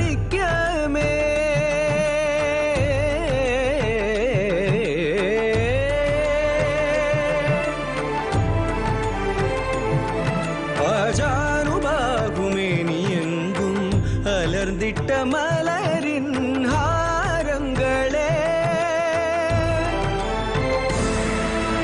அகிலாண்ட கோடி பிரம்மாண்ட நாயகா ஆனந்த நிலைய வர பரிபாலகா அகிலாண்ட கோடி பிரம்மாண்ட நாயகா ஆனந்த நிலைய வர பரிபாலகா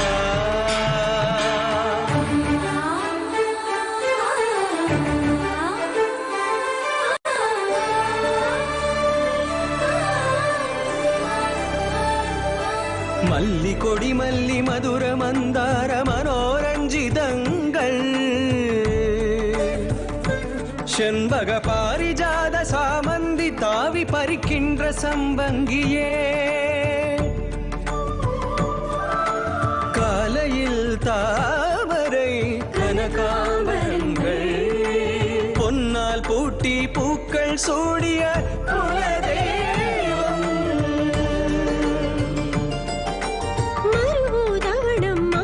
சிறக்கும் வெட்டி வேறு மனம் வீசுமே கருடா கண்ணீரு வந்தவிடாமல் ஹரிக்கு அர்ச்சிக்க பில்வ துளசீதளங்கள்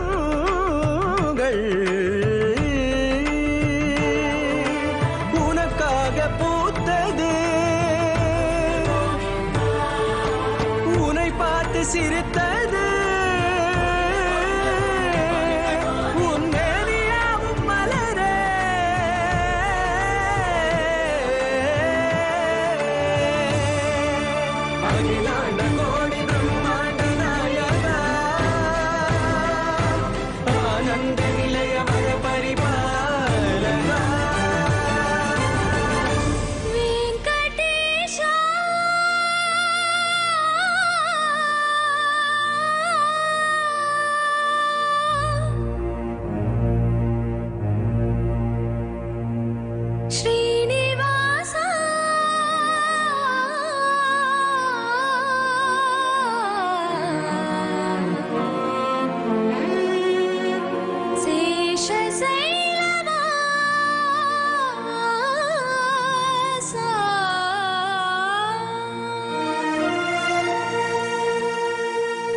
மாதவா கேசவா மதுசூதனா மாதவா கேசவா மதுசூதனா நந்த நந்தனா நரஹரி நாராயணா பரமாத்மா பரந்தாம பரமானந்தா அச்சுதா அனந்தா கோவிந்தா அச்சுதா அனந்தா கோவிந்தா அணிவாக மாதவனே வெங்கடேசனே அணிவா என் மாலை முத்து ஸ்ரீனிவாசனே அணிவாக மாதவனே வெங்கடேசனே அணிவா என் மாலை முத்து ஸ்ரீனிவாசனே கொடி கொடி மலரில் வாழும் கோவிந்தராஜனே கொடி கொடி மலரில் வாழும் கோவிந்தராஜனே சூடி கொடுத்த ஆண்டாளை ஏற்று கொண்ட மன்னனே நரஹரா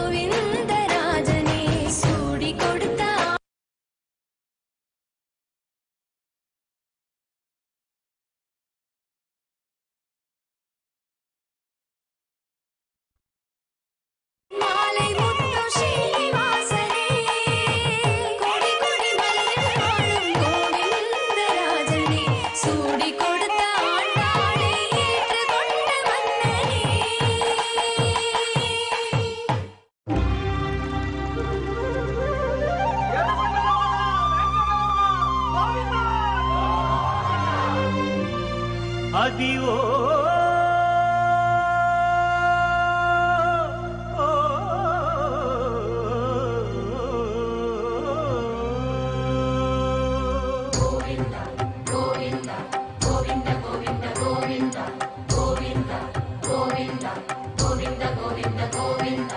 అదివో అల్లదివో శ్రీహరివాసము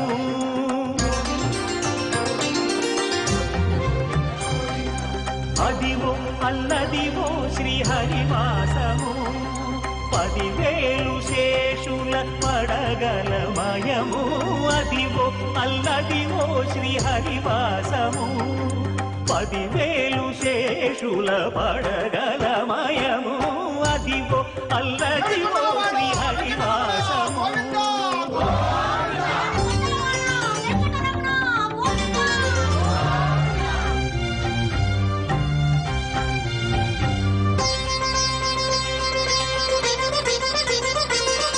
అది వెంకటాచలమఖిలో నడము అదివో బ్రహ్మాదుల కపురూపము అదివో నిత్య నివాసమఖిల మునులకు సంకటహరణ సంకటహరణ అదివో నిత్య నివాసమఖిల మునులకు అదే చూడు అదే మృక్కుడు ఆనందమయము అదే చూడు అదే మృక్కుడు ఆనందమయము అదివో అల్లదివో శ్రీహరివాసము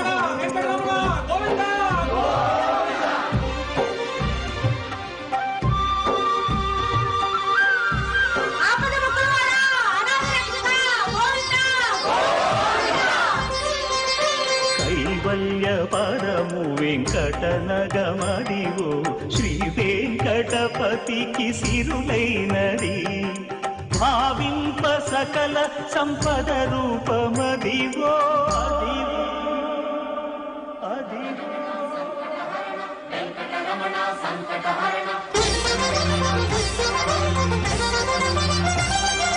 భావింప సకల సంపద రూపమదివో పావనములకెల్ల పావనమయము అదివో అల్లదివో శ్రీహరివాసము శ్రీహరివాసము శ్రీహరివాసము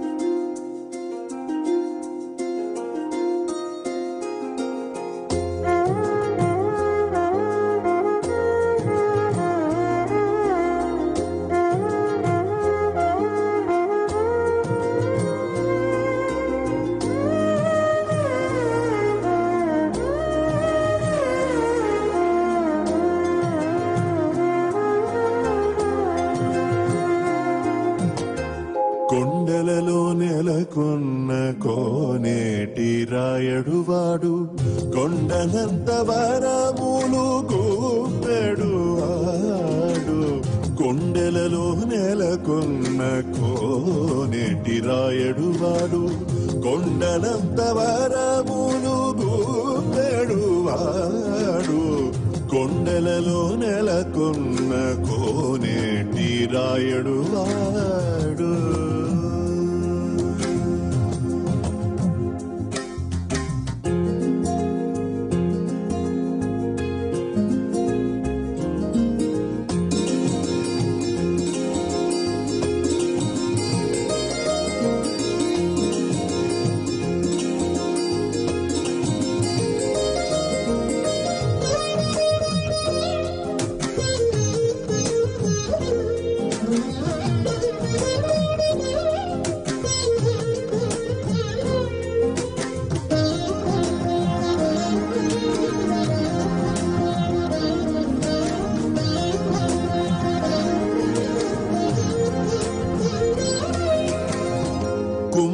కుమ్మరదాసుడైన కురువరతి నంబి ఇమ్మన్న వరములెల్ల ఇచ్చినవాడు కుమ్మరదాసుడైన కురువరతి నంబి ఇమ్మన్న వరములెల్ల ఇచ్చినవాడు దొమ్ములు చేసిన ఎట్టి తొండమాంచకురవర్తి దొమ్ములు చేసిన ఎట్టి తొండమాంచకురవర్తి నమ్మన్న చోటికి వచ్చి నమ్మినవాడు దొమ్ములు చేసిన ఎట్టి తొండమాంచకురవర్తి రమ్మన్న చోటికి వచ్చి నమ్మినవాడు కొండలలో నెలకొన్న కోనేటి రాయడువాడు కొండలంత వరములు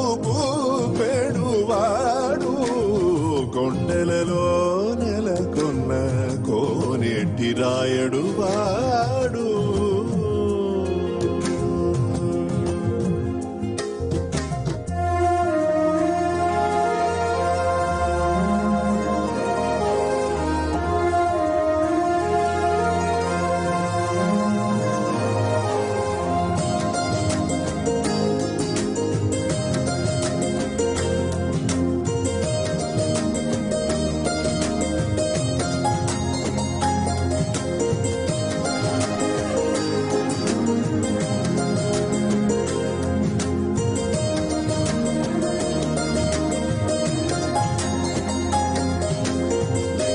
కంచిలోనున్న తిరుకచ్చి నంబి మీద కరుణించి తన ఎడకు రప్పించిన వాడు కంచిలోనున్న తిరుకచ్చి నంబి మీద కరుణించి తన ఎడకు రప్పించిన వాడు ఎంచి ఎప్పుడైనా వెంకటేశుడు మనలను ఎంచి ఎప్పుడైనా వెంకటేశుడు మనలను మంచివాడై కరుణ పాలించిన వాడు ఎంచి ఎప్పుడైనా వెంకటేశుడు మనలను మంచివాడై కరుణ పాలించిన వాడు కొండలలో నెలకొన్న కోనేటి రాయడువాడు కొండలంత వరములు గూపెడువాడు కొండలలో నెలకొన్న కోనేటి రాయడువాడు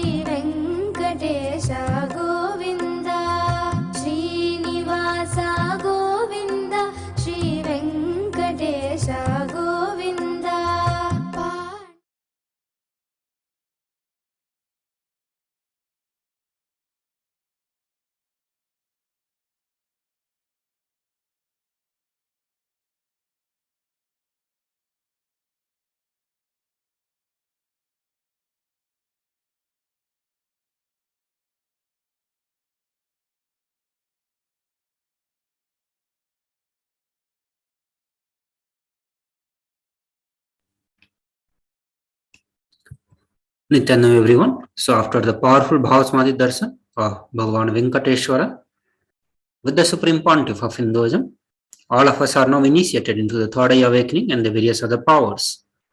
We will be manifesting the following powers: the power of third eye and the power of Mahima, being able to increase the height of the object.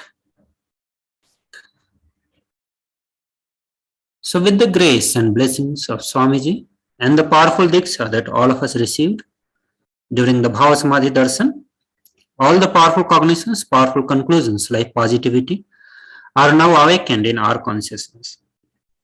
Manifestation of these extraordinary Shaktis maps all of the powerful cognitions into our consciousness. Every ultimate truth mapped into our consciousness manifest as the possibility and power of every being.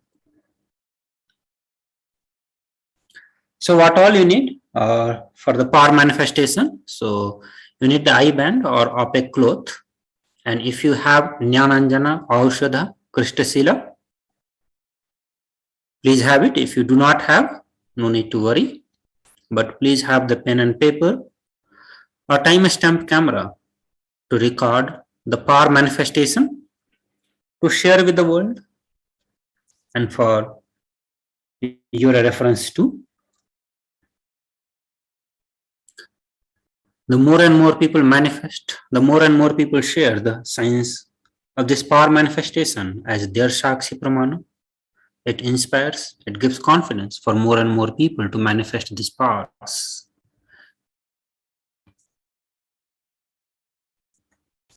So we'll enter into the first power manifestation, that is going to be the third eye, the power of third eye, reading through the third eye.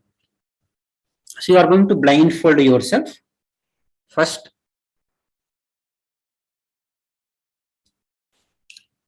So I will present the Shastra Pramana for all this, for this power. And the Shastra Pramana is from Vijnana Bhairava Tantra, where Bhagavan Paramashivam says, by fixing the mind on the inner space within the crown center and sitting stably without any movement, having the eyes closed, in succession by that stability of mind and inner space, one directly sees the ultimate goal by having the vision beyond the sight that reveals any object or place, attaining the space of oneness with the source Paramashiva. So there is the direct guidance from Bhagavan Paramashiva, and that is the Shastra Pramana. And next is the Apta Pramana, which is from the Mahabharata, one of the history of, or I can say the Hindu history. So this reference is from the Bhagavad Gita, where Bhagavan Sri Krishna says to Arjuna that you cannot see my cosmic form without this physical eyes of yours. Therefore, I grant you divine third eye vision. Behold my cosmic opulence. So here Bhagavan Sri Krishna himself is initiating Arjuna into the third eye, and through the third eye he starts seeing the cosmic form, the Vishwarupa of Bhagavan Sri Krishna. The Atma Pramana, and this is from the life of Swamiji himself, the first experience, Supreme Pontiff of Hinduism shares, the first experience that I was able to see everything around me, above me, the whole 360 degree, 10 directions below me, everything I realized, not only I was able to see, I was able to feel, experience, all that is me.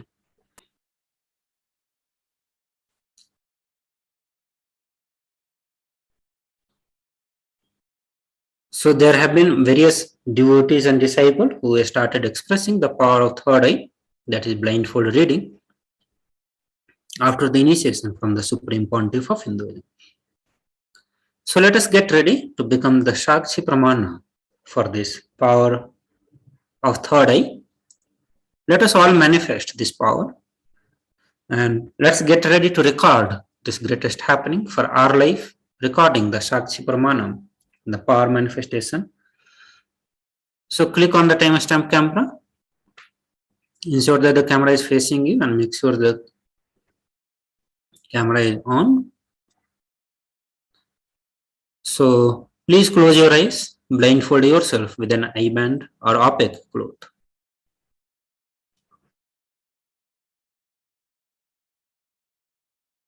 So So we request all the viewers to blindfold yourself. Use the blindfold and tie. So I'll be projecting one picture in front of your screen. So chant the Mahavakya. Remember Paramashiva in your third eye. Chant the Mahavakya and start scanning the picture which is being projected on your computer screen. Please start now.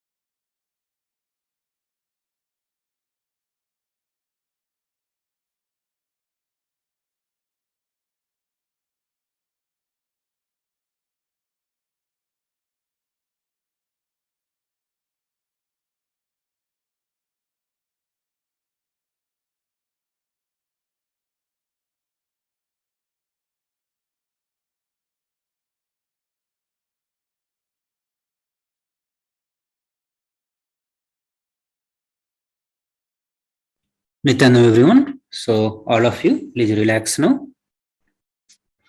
You can remove your eye band and slowly open your eyes.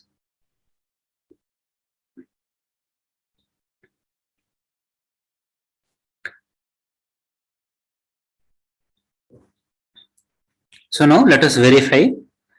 The answer will be projected for all of you to verify now.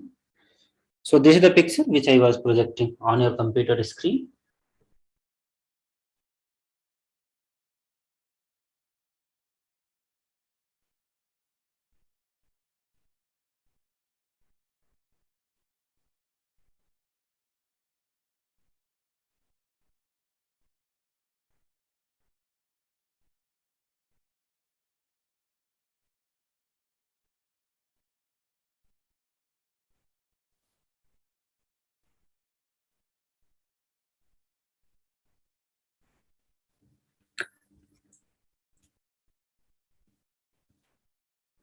So all of you who manifested this power, please do share on the YouTube chat, live chat feature, you can share there.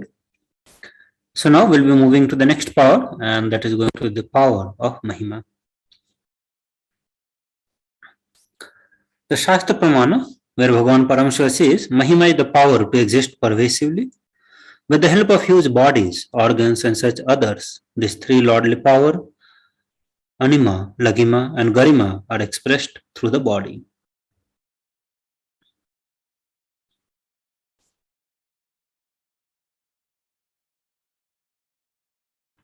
The Atma Pramana, and this is an incident which happened in the life of Supreme Pontiff of Hinduism. At the age of 4 or 5 year old, SPH was able to lift wooden cart beyond his own physical weight, and he demonstrated not just psychological strength but physical strength also. So Swamiji recalls, he did not wake up and I just tumbled that 2000-pound teakwood cart. He's rolling, and actually he got up and ran away, thinking that some earthquake has happened. You see, you can never imagine a cart tumbling. A chair tumbling is okay, cart tumbling. And now I still can remember the scene. He thought some earthquake has happened and he ran. And these are the various experiences of people who started manifesting power of Mahima, where they were able to increase the size of an object.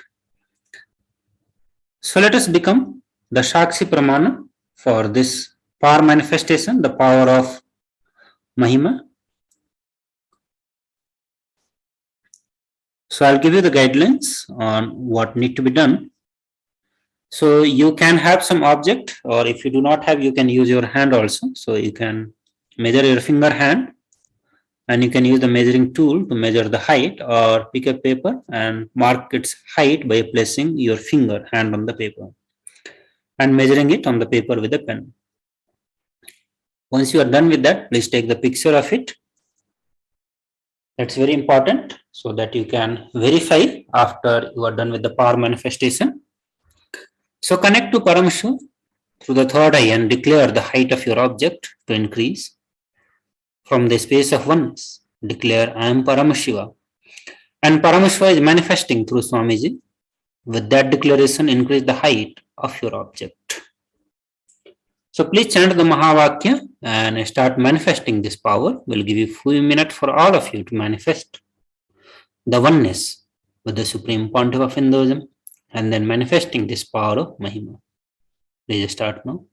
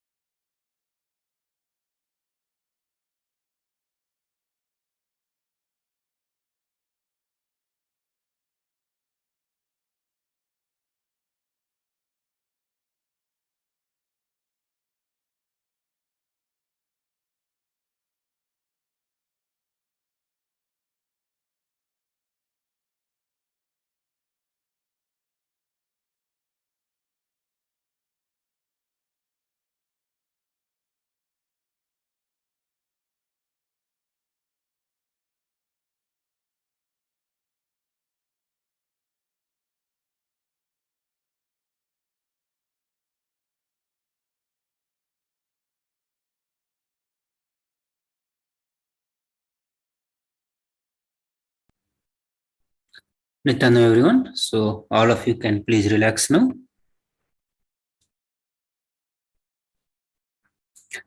So now please remeasure the height of your finger hand and click a picture of the object after manifestation of Mahima. So now compare the previous height with the current one, and any change in this indicates successful manifestation of this power. So whether it got increased or decreased, both signifies the right power manifestation, the successful power manifestation.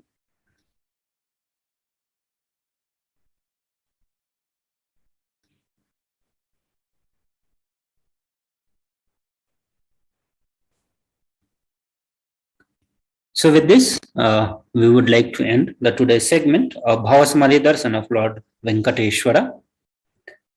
So tomorrow again we will be joining for the Kalbhairava Bhava Samadhi Darshan. So request all the viewers to please join us for the Kalbhairava Bhava Samadhi Darshan. We'll end here the today's segment with the Purna Mantra, requesting all the viewers to sit straight and chant the Purna Mantra along with me. Om Purnamada Purnamidam Purnat Purnamudachyate Purnasya Purnamadhaya Purnameva Vashishyate. Om Shanti Shanti Shanti Hari Om Tat Sat Sarvam Bhagavat Shri Nityananda Paramashiva Padukarpanamastu. Om Nityanandam. Nityanandam everyone. Thank you for being with us and learning all the sessions and doing the power manifestation. We thank all of you one more time. Thank you everyone. Nityanandam.